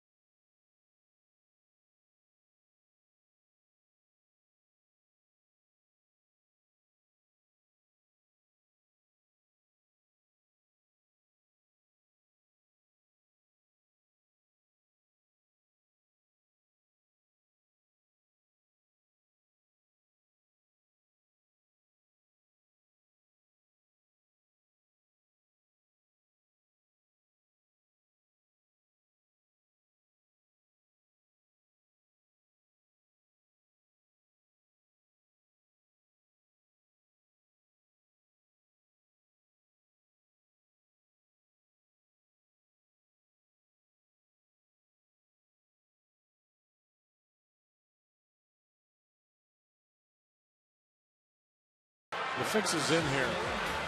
On Sunday, the fabled sausage races here take on a little different look with a relay. John Baker. I don't know if we'll see it here. Scooter Gennett actually comes out of the Brewer dugout and he tells little Chorizo. See Chorizo, the little guy way out there before the tag? That's because Scooter Gennett came out of the dugout and told him to take off. There's going to be an inquiry here. This is going to cause a lot of bad blood in the sausage community. It looks like Bratwurst is second. One final sausage race in 2014. Fans were booing. I just hope you don't lose sleep over it tonight. I think if I were the other sausages, I would appeal. I would go to the replay. I'd have the umpires go to the replay. See Gennett there talking to Chorizo. Said, go.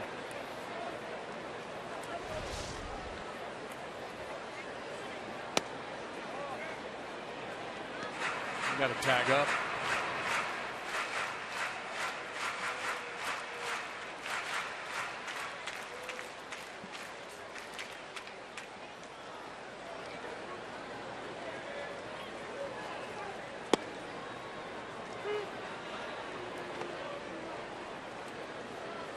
The line. You're not cheating, you're not trying. Yeah, that's definitely a baseball axiom.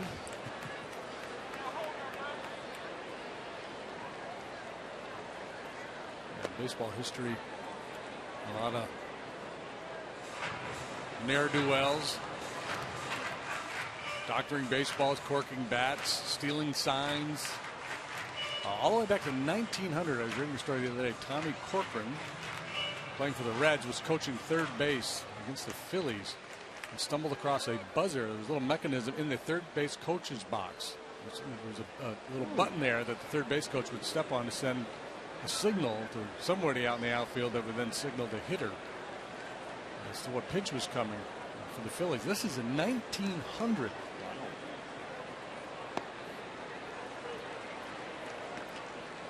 It's the famous, the Giants win the pennant, 1951. Right. Bobby Thompson. Yeah, they were stealing signs electronically, signaling to the hitters. They won 37 of their final 44 ball games. It wasn't so much that the Dodgers collapsed, and the Giants just won almost every day. Lucroy with a base hit. I think he's going to need another one to finish at 300. And into that at bat at 298.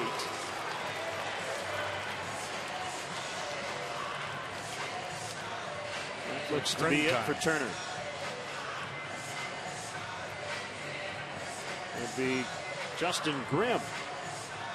Well, Turner can hang his hat on this one. He was really good today, leading 4-2 as he exits.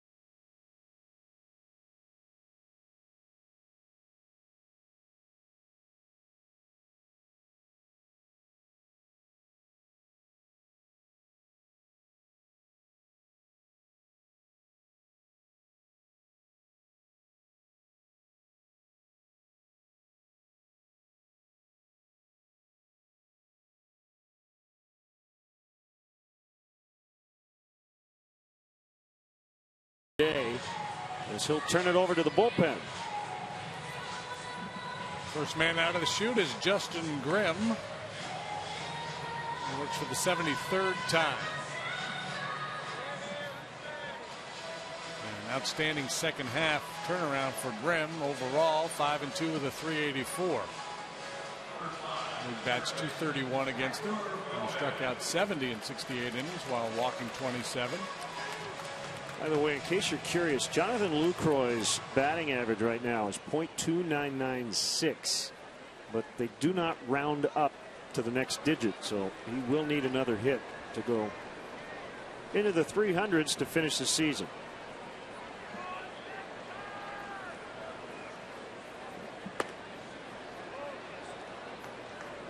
Inside on Hector Gomez.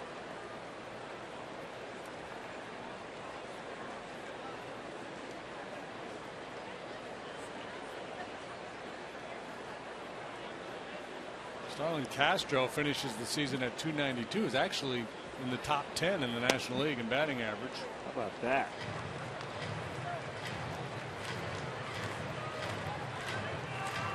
Just depends on how it all shakes out today. But nice bounce back for him.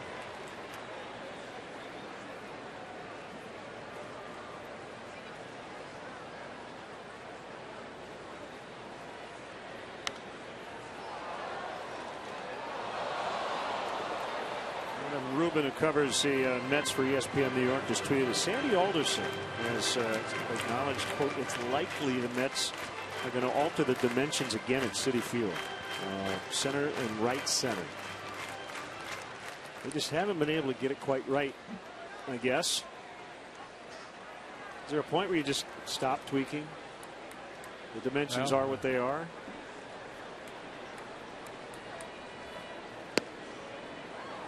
What's the I don't know what the dimensions are right now. I know that when they first opened that ballpark, guys were very frustrated. You see David Wright on the highlights hitting a drive, thinking he had a home run, the ball would stay in the yard.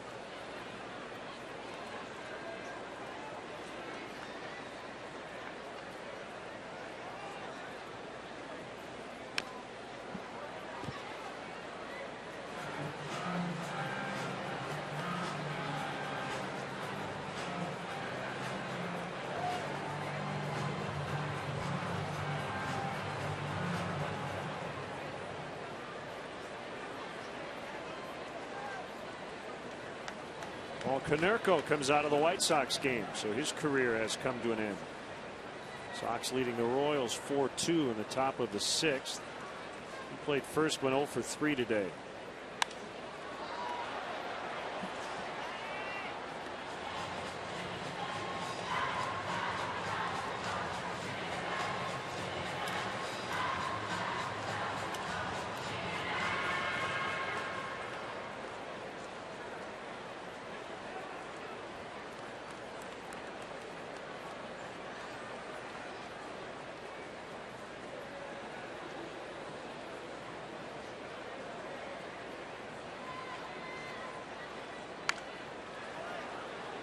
Foul ball.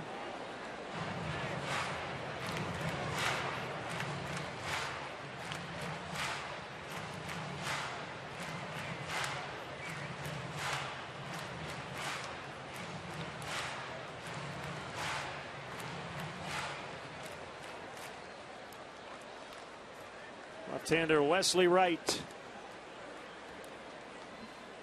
in the Cubs bullpen.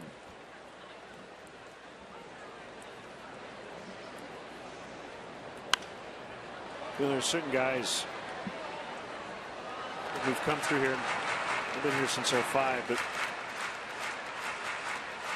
they just handle themselves with such professionalism, and they're the kind of guys you really hope can be around for the success that is really unparalleled in terms of the media coverage and the fans and everything that happens when the Cubs are competing.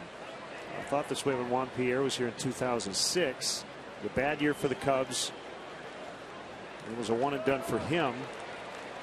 Wesley Wright is another guy you hope can experience that. Mark DeRosa comes to mind, and he did experience it. Well, Wesley would absolutely appreciate being a part of it, and considering he's now the veteran guy in terms of the left-hander in the bullpen, that's possible. Well, James Russell having been traded to Atlanta. Yeah, he's just a good, solid pro. Yep. Kind of quietly goes about his business.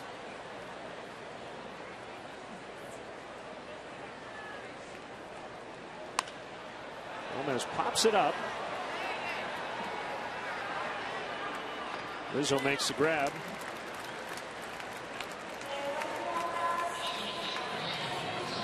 It's out number 1.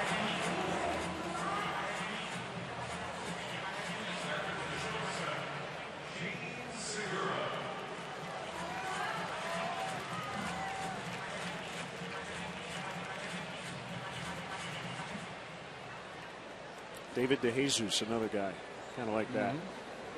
And he really wanted to be a part of it.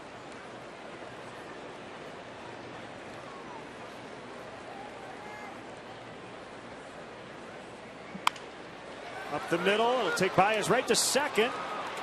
Double play, 6-3. Inning over. Let's go to the 7th, 4-2 Cubs.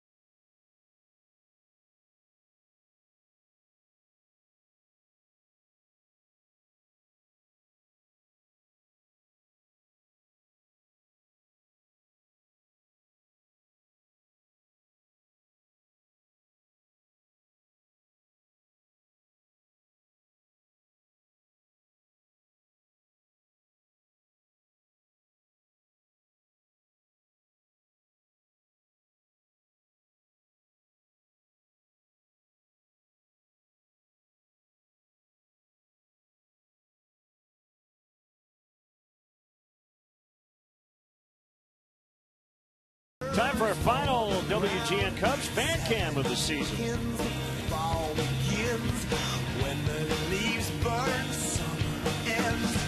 Summer's gone. Summer's song you wasted every day.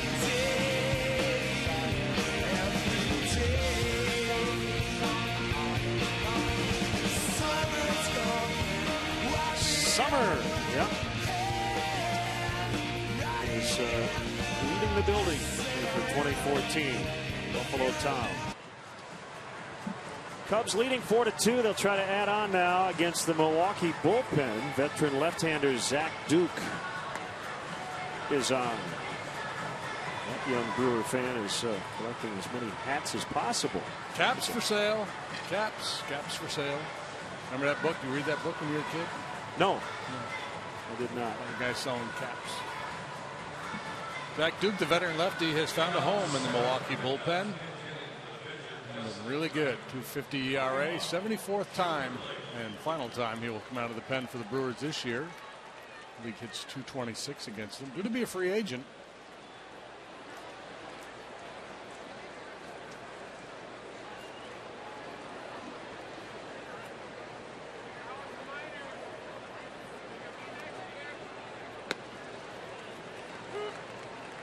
Strike called. I would think the Brewers would have strong interest in retaining the services of Zach Duke with the way he has performed.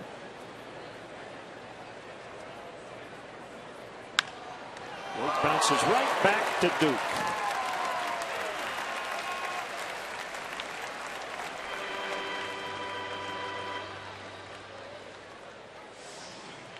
Patty Duke Show starring Patty Duke. Identical alike cousins, right? They even. What a wacky pair, yeah. Cousins. One was prim and proper, one was more of a tomboy.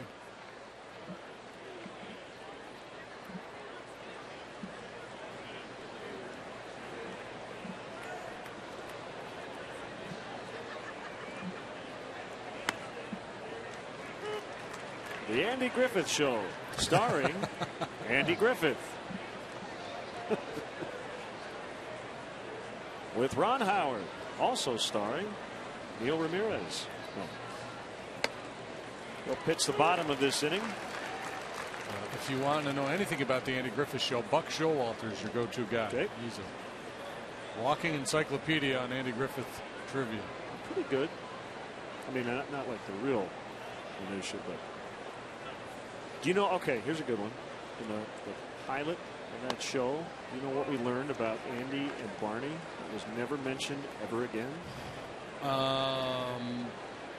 That they once were the double play combination for the Mount Pilot Mountaineers in the old Class D Carolina League. Not what I was thinking, but good one. That there was a punchline that they were cousins. Oh. Yes. And it was never mentioned again. Really? Yeah. Explains how Barney got the job? Something like that, Yeah. yes. You ever hear my Aunt B impersonation? No. I do a killer. Andy! That's it right there.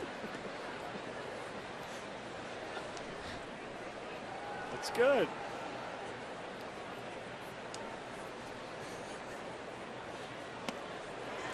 Swing and a miss by Coughlin.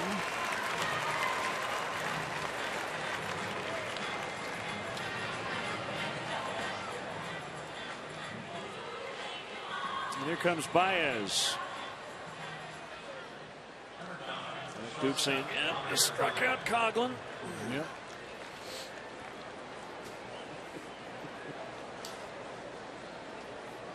Possible. How do we get to Andy? Oh, I don't know. Patty Duke. Yeah. 60s sitcoms. On the outside corner. He's Vince Noss used to work for the Phillies. I still see him around the ballpark in Philadelphia every now and then. He does Barney Fife to a T. If you're not looking, you think Barney Fife is in the room. I'm in. Love to meet him next year.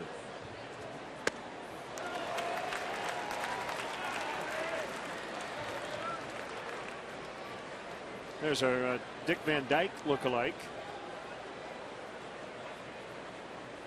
Kyle Hendricks.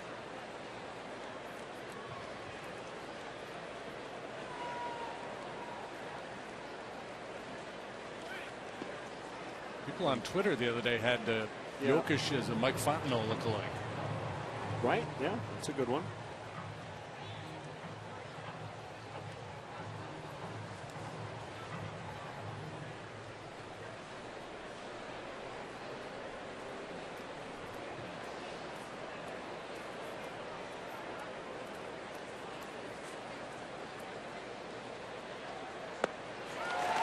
Swing and a miss by Baez. Floyd the Barber. Love Floyd the Barber. 4-2. Fall begins when the leaves burn, summer ends.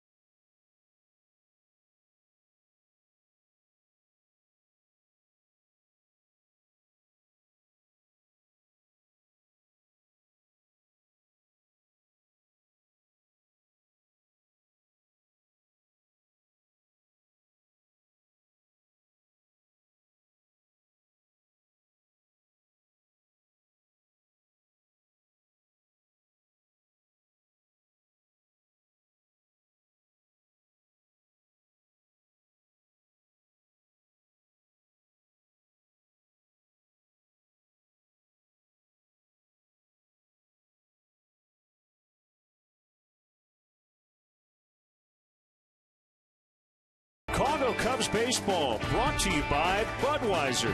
Great times are waiting. Grab some buds. Ford, manufacturers of America's best-selling brand. Check out our best-selling lineup at your local Ford store or online at localfordstores.com. And by Xfinity, your home for the most live sports.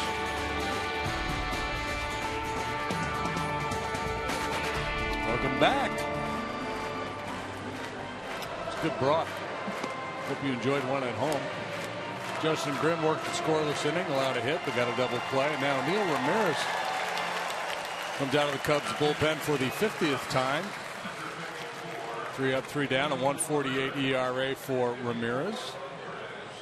His stuff similar to Grimm. Maybe a little more giddy up on the fastball, but both guys can light up the radar gun. Curveball and a slider. Tough to hit, boy. Just 29 hits in 42 and 2/3 innings off Neil Ramirez this year. There's Alcantara, who gave the Cubs a 2-run lead in the 6th with that double. So it's funny, you can tell it's the last day of the season. You've watched us a lot when we've come to Milwaukee. It's a huge press box. It's about a half a mile to get to the men's room at the other end of the press box. And if you or I need to, do our thing, one of us will leave and one will stay, just to make sure we're covered. I go down there. Bill Schroeder and Brian Anderson are both in the men's room. I go, I love it. Final day of the season. You guys just bail. Yeah, so let the pictures tell the story. There's Maldonado. Drives this to left, and it's Coghlan.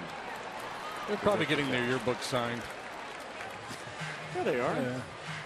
Bill, 2 decades into his Brewers tenure, and we'll catch Brian on one of the division series coming up this week. I think he's in Baltimore. Yeah, he's got the O's.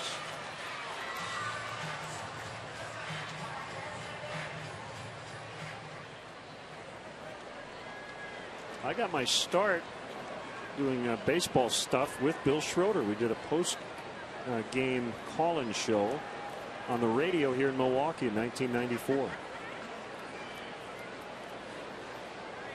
Was that fun? Yeah, of course it was. Enjoyed it very much. And then he got the Brewer gig the next year. Did you guys yell at the callers? No, I don't. Mild-mannered and respectful, no matter how insane their claims might have been? No, we were nice. Was it a pretty knowledgeable fan base that was calling in at the time? Yeah, good baseball fans here in Wisconsin. Yep. Because sometimes, and I haven't listened in Chicago a lot because I get home real quickly after the game. And I don't know, Judd, he doesn't take a lot of calls, does he, on their post-game show? Take an occasional one, yeah. I used to listen when in Houston. I would drive home, and it was a long drive, and I'd listen to that radio show sometimes. And I felt so bad for the host because the fans would call in and just have these crazy takes on things, and a lot of times they would want to trade like the most marginal Astro prospect for like the best player in the American League, and they try to make the case. Well, we got to get this guy, and we can give him some backup catcher at AAA. See, football is the best sport for post-game call-in shows because it's once a week, and you can overreact, and I think in some cases properly so. But in baseball, when you do it every single day, and you overreact positively or negatively, it's entertaining, but it's more of just trying to calm people down. The game doesn't swing that much emotionally from day to day. But you have to love the passion.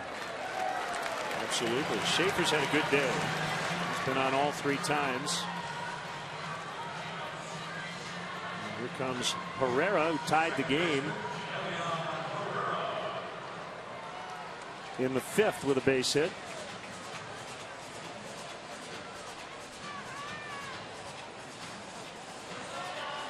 Ramirez, 25 years old. He's from Virginia Beach. 6'4", $190.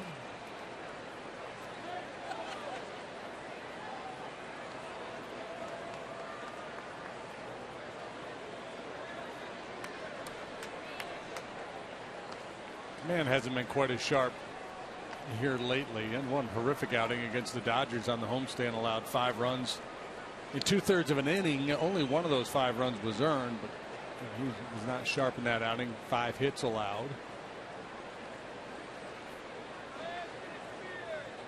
Worked a scoreless inning Friday here with a strikeout.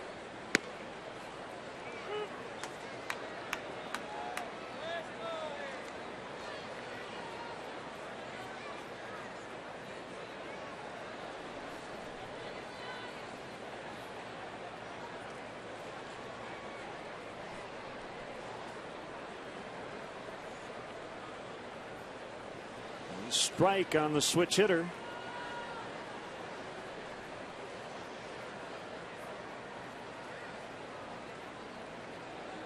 Schaefer faked towards second, decided not to go. 1 ball, 1 strike.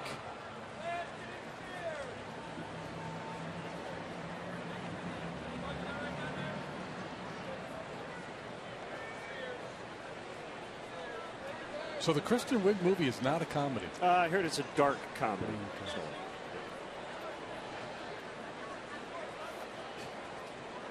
You might want to go see it during the day.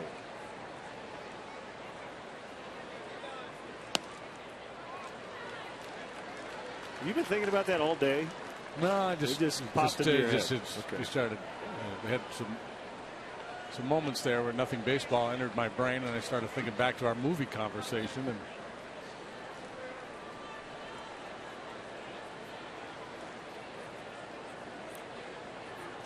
some sun coming through the panels off of first. Pretty much the whole outfield is in the shade. Ball got away from Rizzo. Schaefer, yet another base runner to get hit by a pickoff attempt. It's interesting, the shadows now across the middle of the diamond from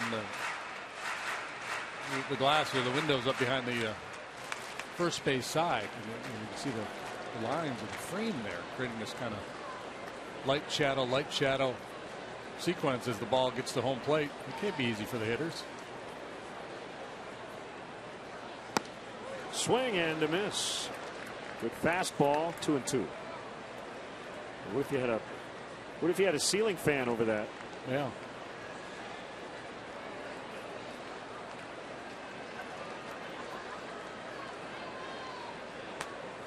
I'm a little queasy.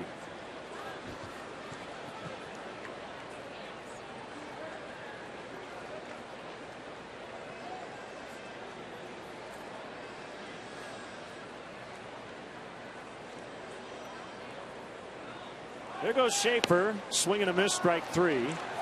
Schaefer gets a stolen base with 2 outs in the inning. Lyle Overbay will pinch hit.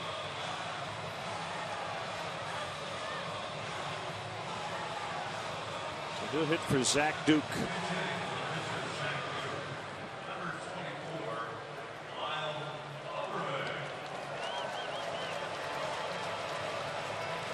Final line on Jacob Turner today: 5 innings, 4 hits, 2 runs.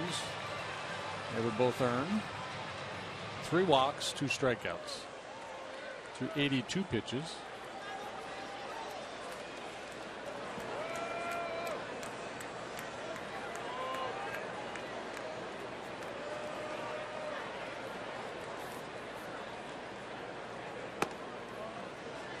Graham 1 inning, nothing but zeros. Finished the season with a .378 earned run average. One of the run scoring innings for Milwaukee, they had 2 infield hits. One was a bunt single, there was an error.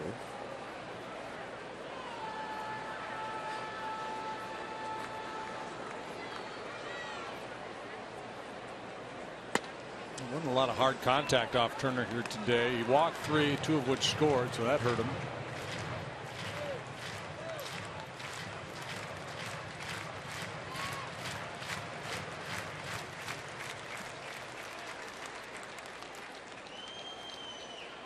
A's lead Texas 2-0. They're in the top of the 6th in Arlington. If the A's win that one, it makes Seattle's game meaningless.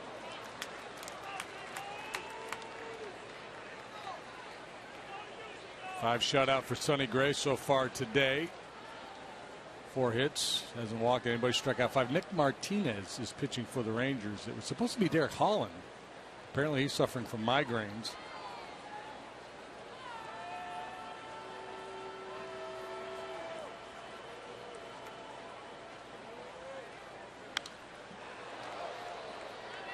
So you would have to say the A's caught a little bit of a break there.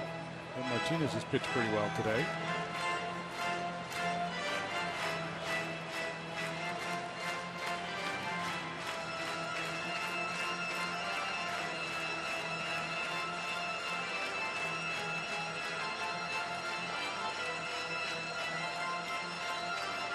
Matt Kemp is at his 25th. Dodgers lead the Rockies 2-1 in the 2nd. 2 teams from the West are headed to the postseason. Dodgers and Giants.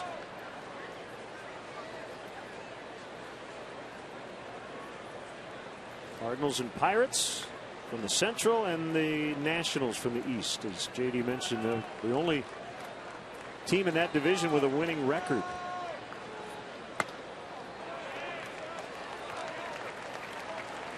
Three and 2 on Overbay. Parra would hit next. Well, baseball fever has to be alive and well in the Capital District with the Orioles and the Nationals both winning divisions.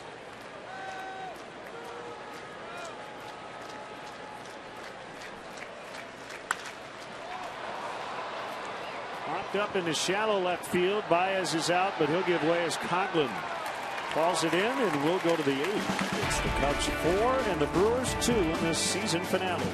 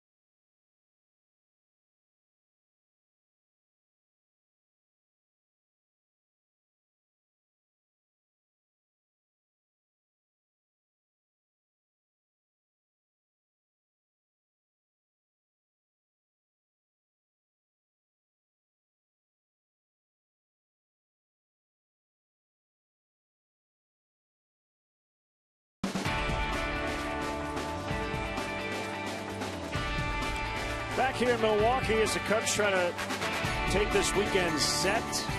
Make it 8 out of 12 to finish the season.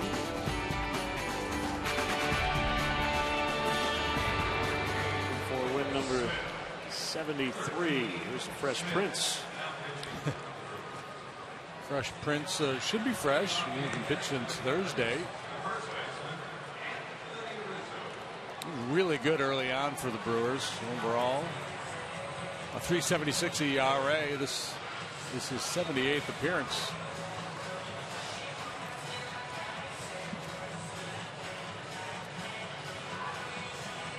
It'll be 8 out of 15 to win the season.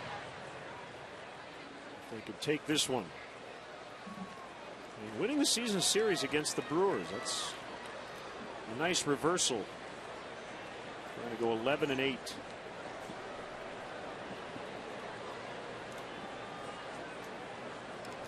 That might be a couple ABs and out for Rizzo today. Obviously not the case. This is his 4th time up, and so far it's been a really good day for him.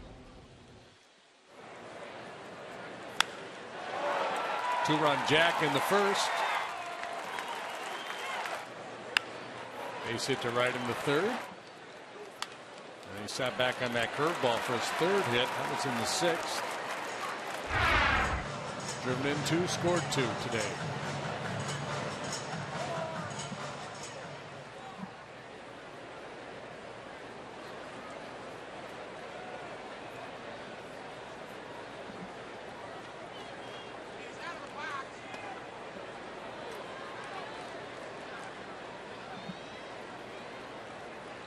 Three 3-0 on Rizzo.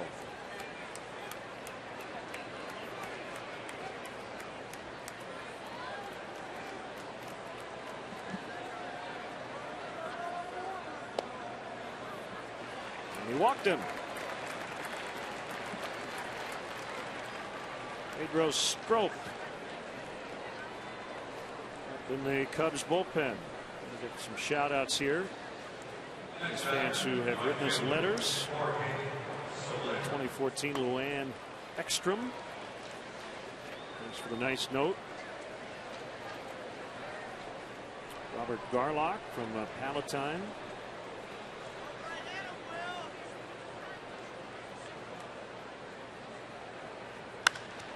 Soler, a towering fly ball to center. And one away. Charles Bloom from Skokie sent us a nice note. 92 years old. He said, started listening to Cub games when I was in the 3rd grade. Went home from school to turn on the radio.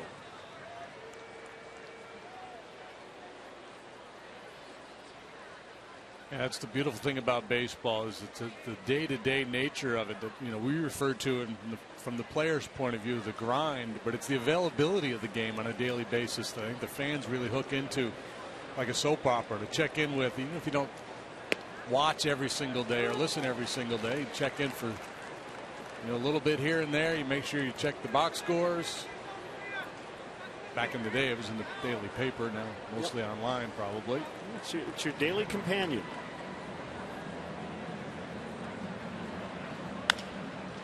Wayne bounces to first.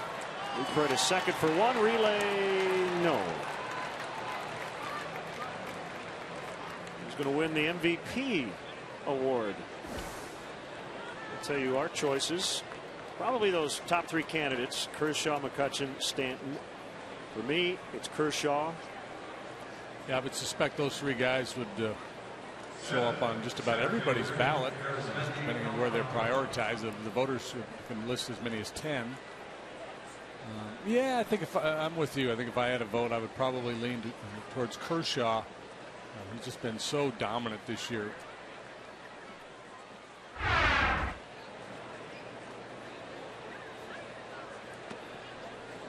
I really like the idea of thinking about pitchers versus hitters in terms of plate appearances or batters faced. Starting pitchers actually face, in a full season, more guys than an everyday position player would have plate appearances. Even though you're only out there every 5th day, you control more at bats. 1-1 on Alcantara, now hitting righty against the southpaw.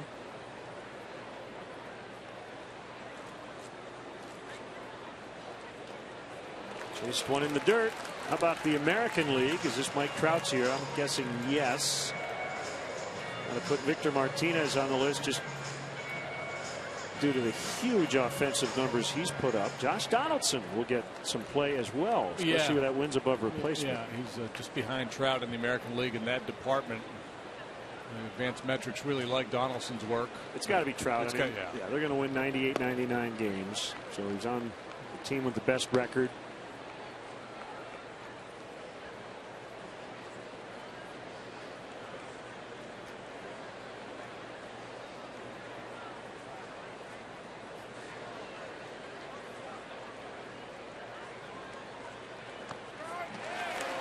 Alcantara strikes out, and that'll end the inning. So we'll go to the bottom of the 8th. Cubs leading by 2.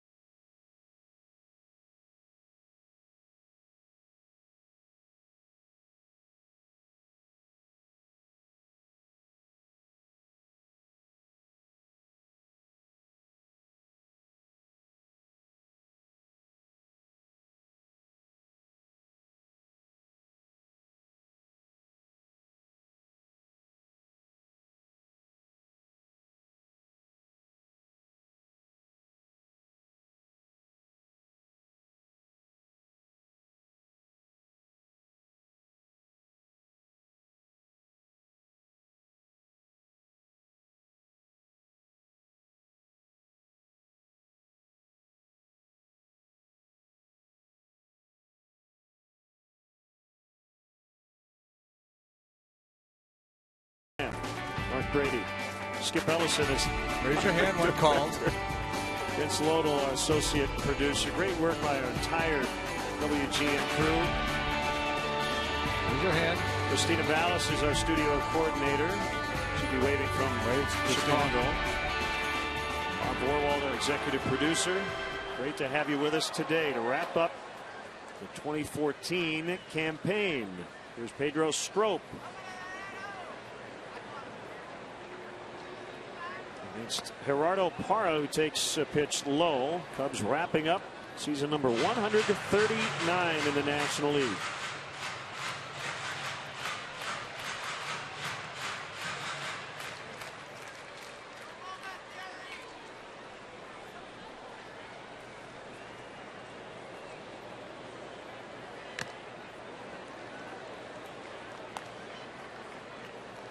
This Grimm, Ramirez, Strop, Rondon quartet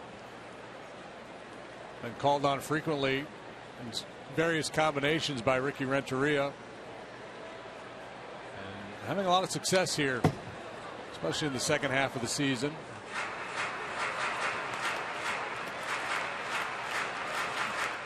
So this is the youngest team in terms of position player average age the Cubs have had since 1966. Under 27 years old.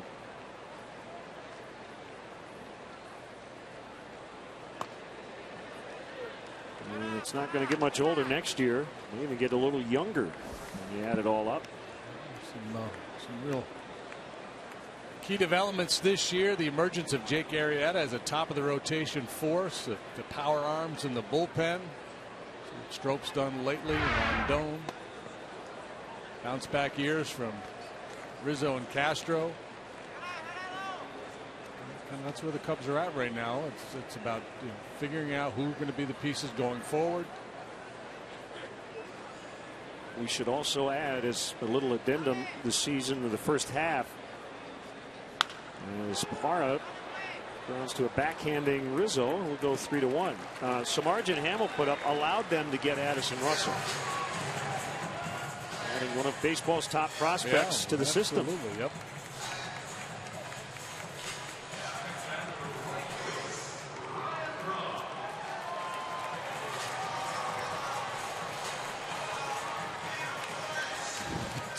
Looks like Strope was looking for a changeup from Valbuena, and he got a fastball.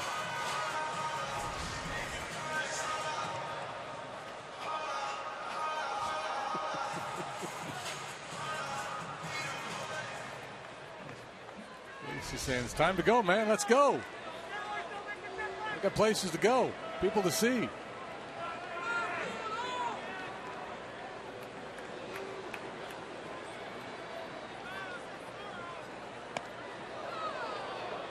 Ball one to Braun.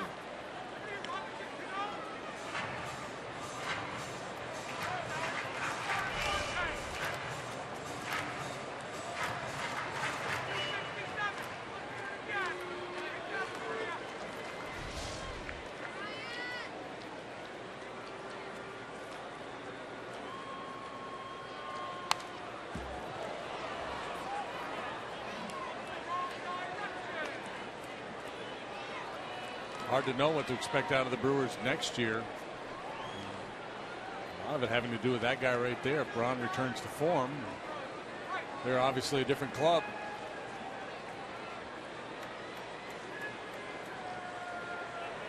Gonna have to get that thumb healthy. Chris Valleca.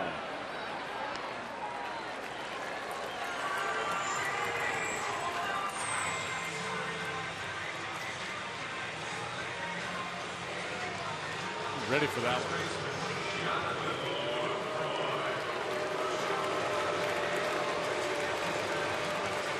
Lucroy 1 for 3.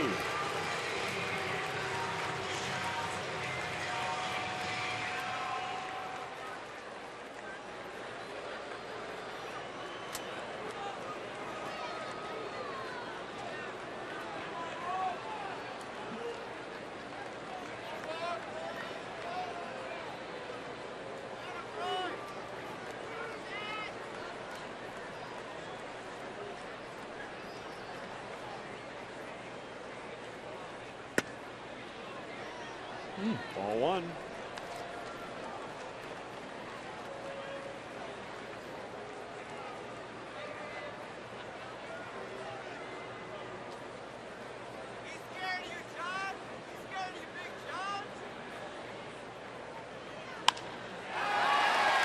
How about that? Jonathan Lucroy is going to finish the season at 300.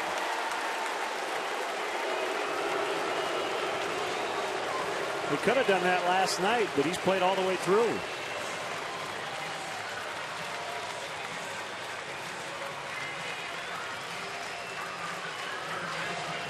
Well, I don't like seeing him do damage against the Cubs, but JD, as a baseball fan and observer, you have to appreciate the season he has put together. Yeah, well, he's a really good player. Yeah, he's going to get MVP votes himself. He would have gotten a lot had the Brewers stayed in the race, headed to the postseason.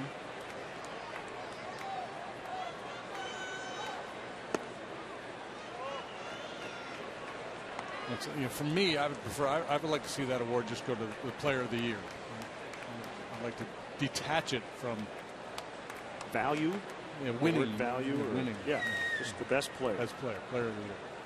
Well, that's how I consider the MVP. Yeah, but a lot of voters don't. Yep. And if you really want to put value in it, look at how much a guy's making for the production. If you want true value, and this guy, he signed a long-term, very club-friendly deal. Then you'd have a sponsor built right in. She would. Gomez bounces. Valbuena charges. Dug out by Rizzo. Scoreless 8 for Stroke. Let's go to the ninth. It's 4-2.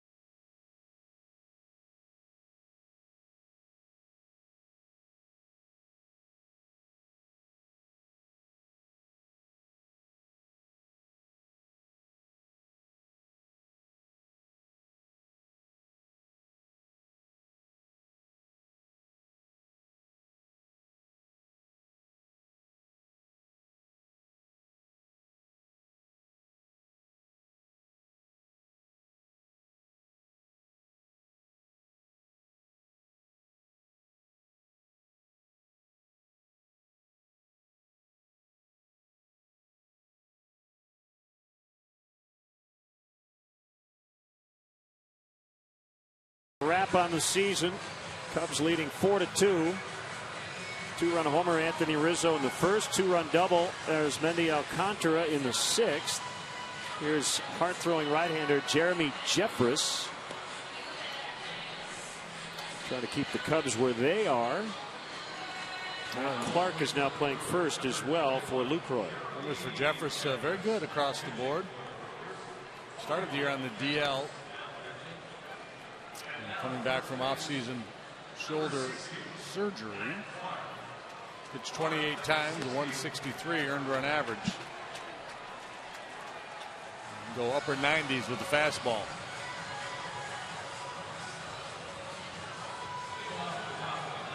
One more day at the ballpark.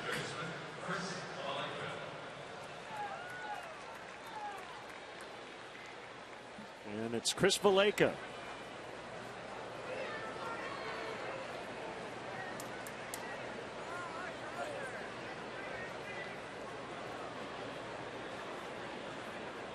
Nelson coming out of the Brewer dugout.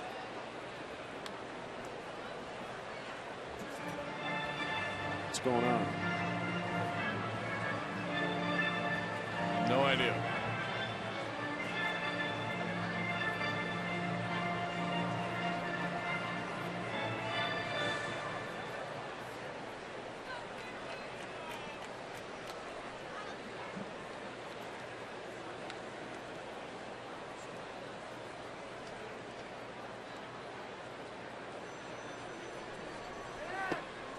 Strike called on a breaking ball to Valaika.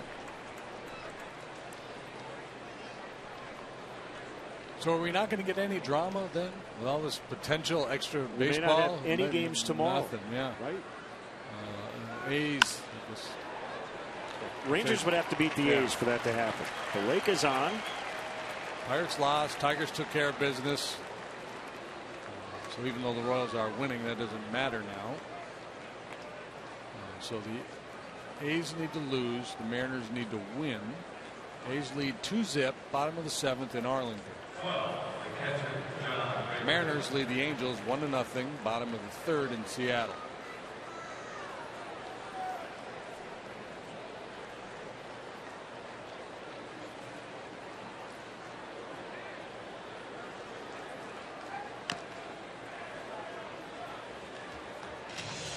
Best moment of the 2014 season? How about John Baker getting the win on the mound? Pretty fun. And scoring the winning run.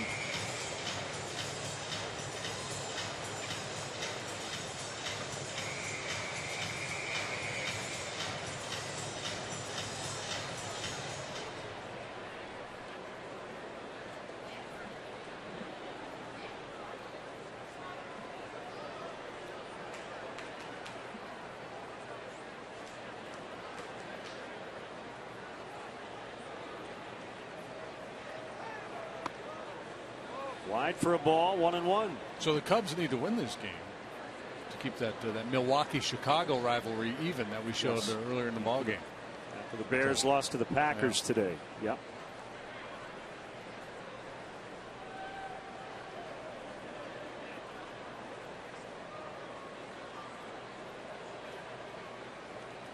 We had Cubs, Brewers, White Sox, Brewers, Packers, Bears, Bulls, Bucks. And what was the time frame? How many years? Since '94. 232 and 232. Well,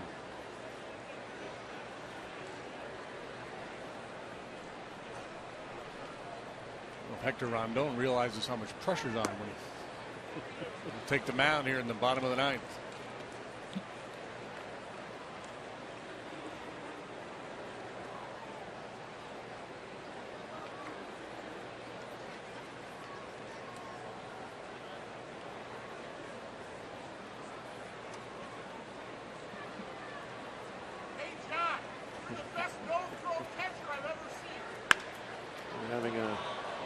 Typical baseball convo with Ricky Renteria the other day, just talking playoff scenarios and what do you do in an elimination game. And I think I said, okay, so what do you do if you're Brad Ausmus? Do you use David Price on short rest to pitch a ninth inning, or Joe Nathan? You know, because once you get into October, you can use starters as relievers. And he smiled. He said, I'd use Hector Rondon. Yeah, he feels really good about having Rondon at his disposal these days. Good answer. Ricky's heading to Austin. Go visit his mom for a few days at the end of the season.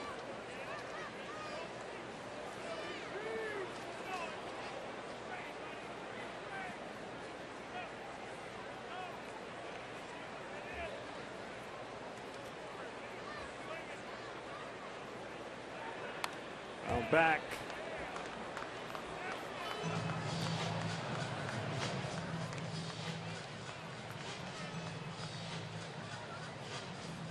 I think, for one, Ricky Renteria has done a heck of a job here this year.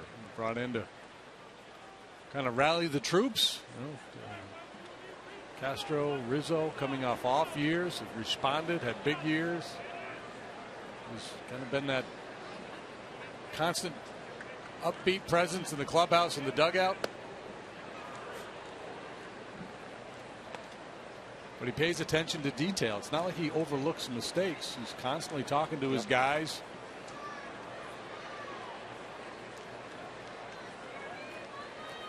Mentioned Jose Castro is between Brandon Hyde and Ricky Renteria. We don't see Jose all the time because he's working on the video reviews as well with now Masimoto. Cubs were very aggressive in challenging calls this year, which I think is a good thing too. As Valaika took off and Baker walks, you don't get, it's like timeouts. You don't get to leave them on the table. So even if your percentage isn't quite as high as some other teams, the only time it really kind of bit the Cubs, there was one review that he lost, and then there was a play at the plate that he couldn't challenge. That's the only one all year. Yep.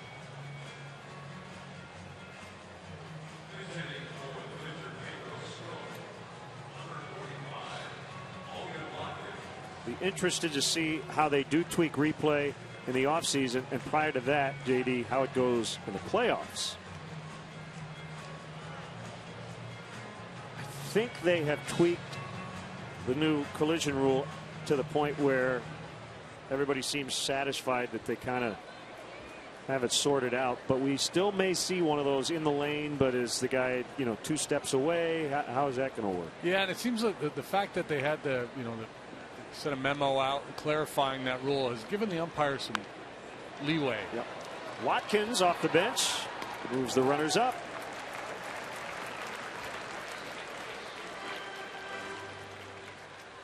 So in other words, where in the past umpires may have thought, well, there was no way there was going to be a collision here, but the catcher was at one point blocking the path of the base runner at home plate, therefore I have to call him safe. Now they have some wiggle room where even upon review they can say, you know what, there's no way this guy, the ball was there well in advance of the base runner, regardless of where the catcher was positioned. He didn't take anything away from the base runner. Right. Therefore, you're out.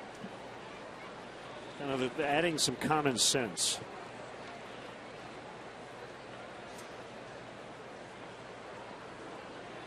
I think we should have a play at the plate right here so we can talk about it. We might have one. There's the throw. Safe. He got his hand in.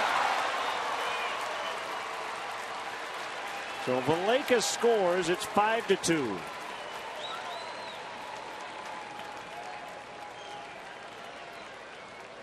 Good execution by the Cubs here in this inning. Single walk, sacrifice bunt. Coghlan puts it in play. Valaika streaks home. He didn't give him a lane. He did. Yeah, that's kind of a no-look tag attempt by Maldonado. That was pretty clever. Watch him come all the way around, hoping to find Coghlan. Or Valaika rather. A little sleight of hand, gets the back corner of home plate.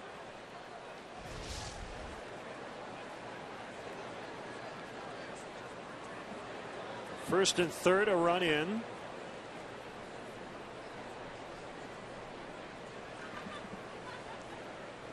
And it's Baez.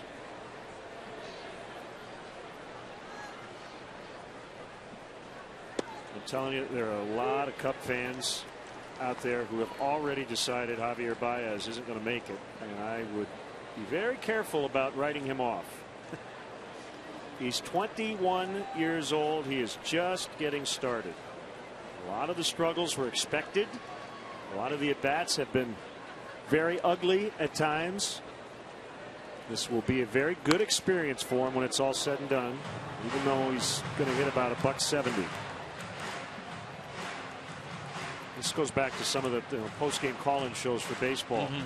This is just a small thumbnail of his career. Yeah, I mean, he's still a very young player, and he's a supremely talented player, and you like his chances of being able to make some adjustments going forward.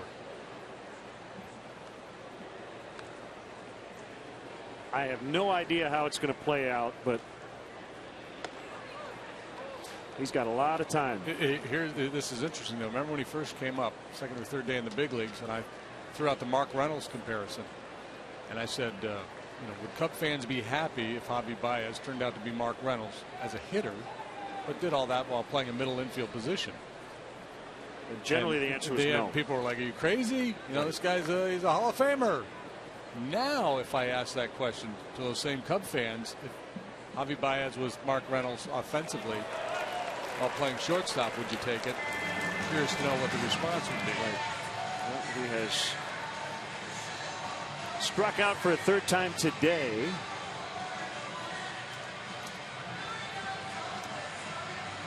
Yeah, and my point about that comparison isn't that I'm really necessarily going to answer your question.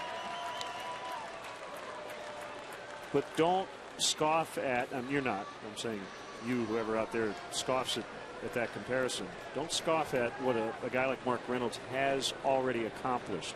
I think too often when you say, well, what if he has this guy's career? No, he'll be better than that. Well, not every guy is better than that. Yeah, Mark Reynolds has had a very nice career. And like the point I made at the time was, if Javi does that, and say he's playing shortstop for the Cubs or second base, a middle infield position, he's probably going to make a handful of all-star teams. Those numbers as a middle infielder tend to stand out.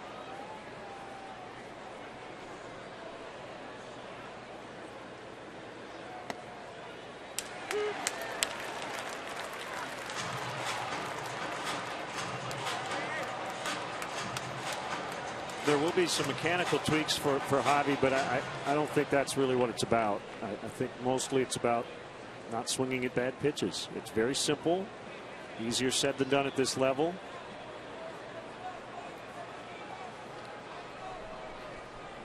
And they'll get a fresh start in 2015.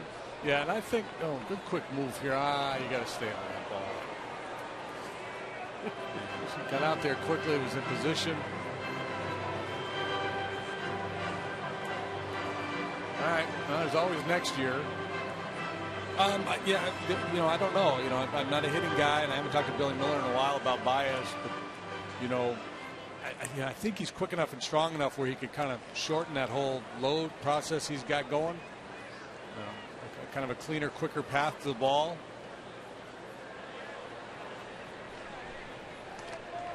The ball gets by. I think that hit him again. I think that hit Did him. it hit him? I think so. If it did, he's out. Yep. And that's it for the inning. So a strikeout to end it. Cubs get one, 5-2 as we go to the bottom of the ninth.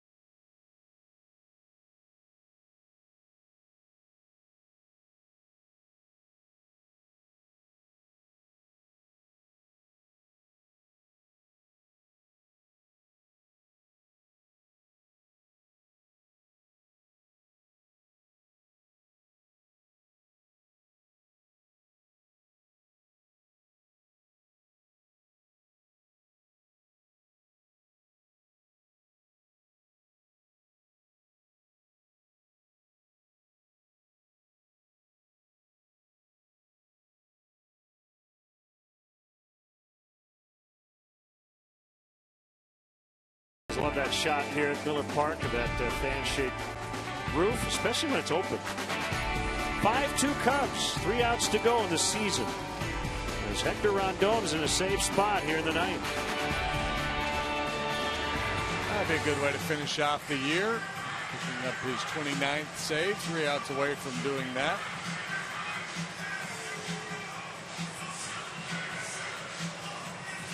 Rondon is sitting right around 97 miles an hour with his fastball in recent outings.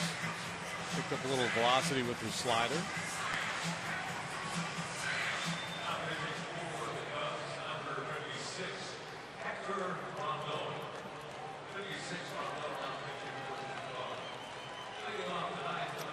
In a row. They'll carry 15 in a row into next year.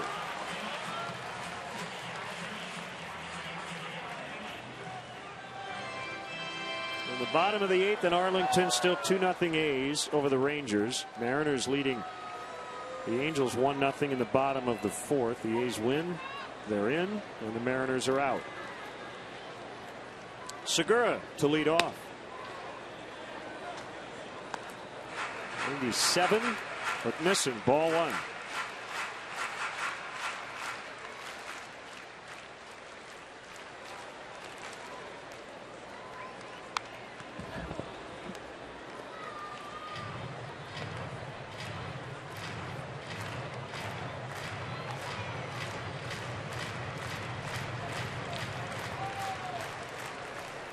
Scooter Gennett is on deck. We have a Scooter sighting. Other than fixing the sausage relay race. Rondon, 26 years of age. He's from Venezuela.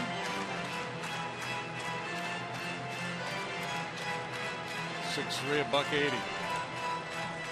Rule 5 draft pick prior to last year.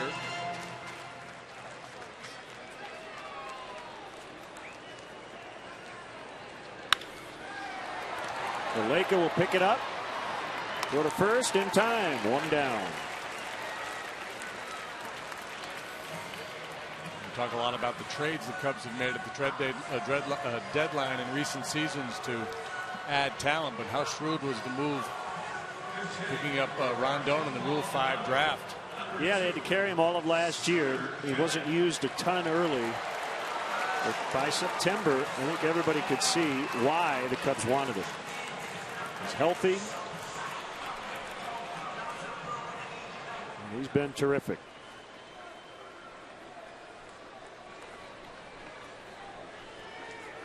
Brewers have just 5 hits today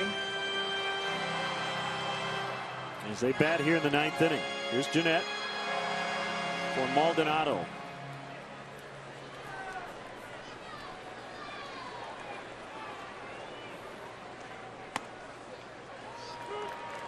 Strike 1.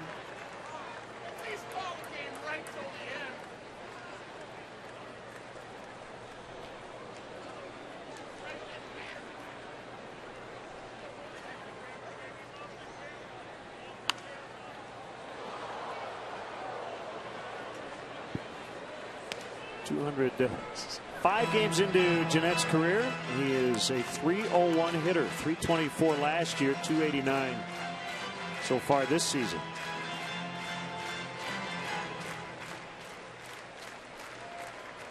He's got some pop too.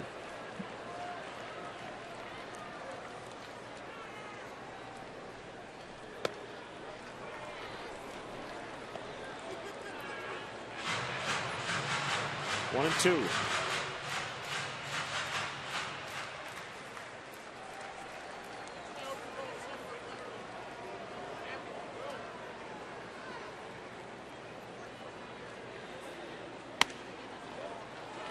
Maybe a little high.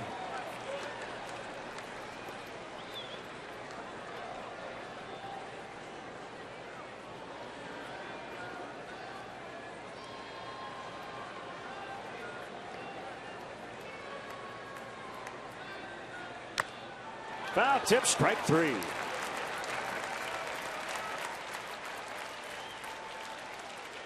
Slipped a piece of cheese right by him. Took a bite out of it. That's about it.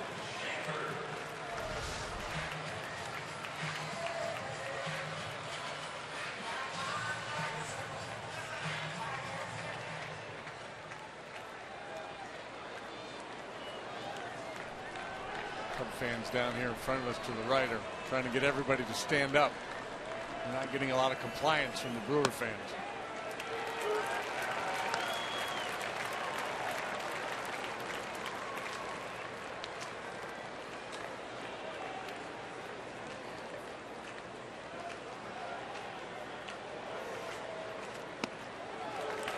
Strike away. He's thrown a couple this inning. 0-2 on Schaefer.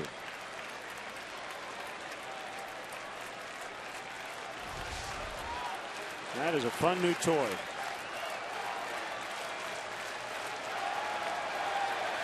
Actually a split. Outside, 97.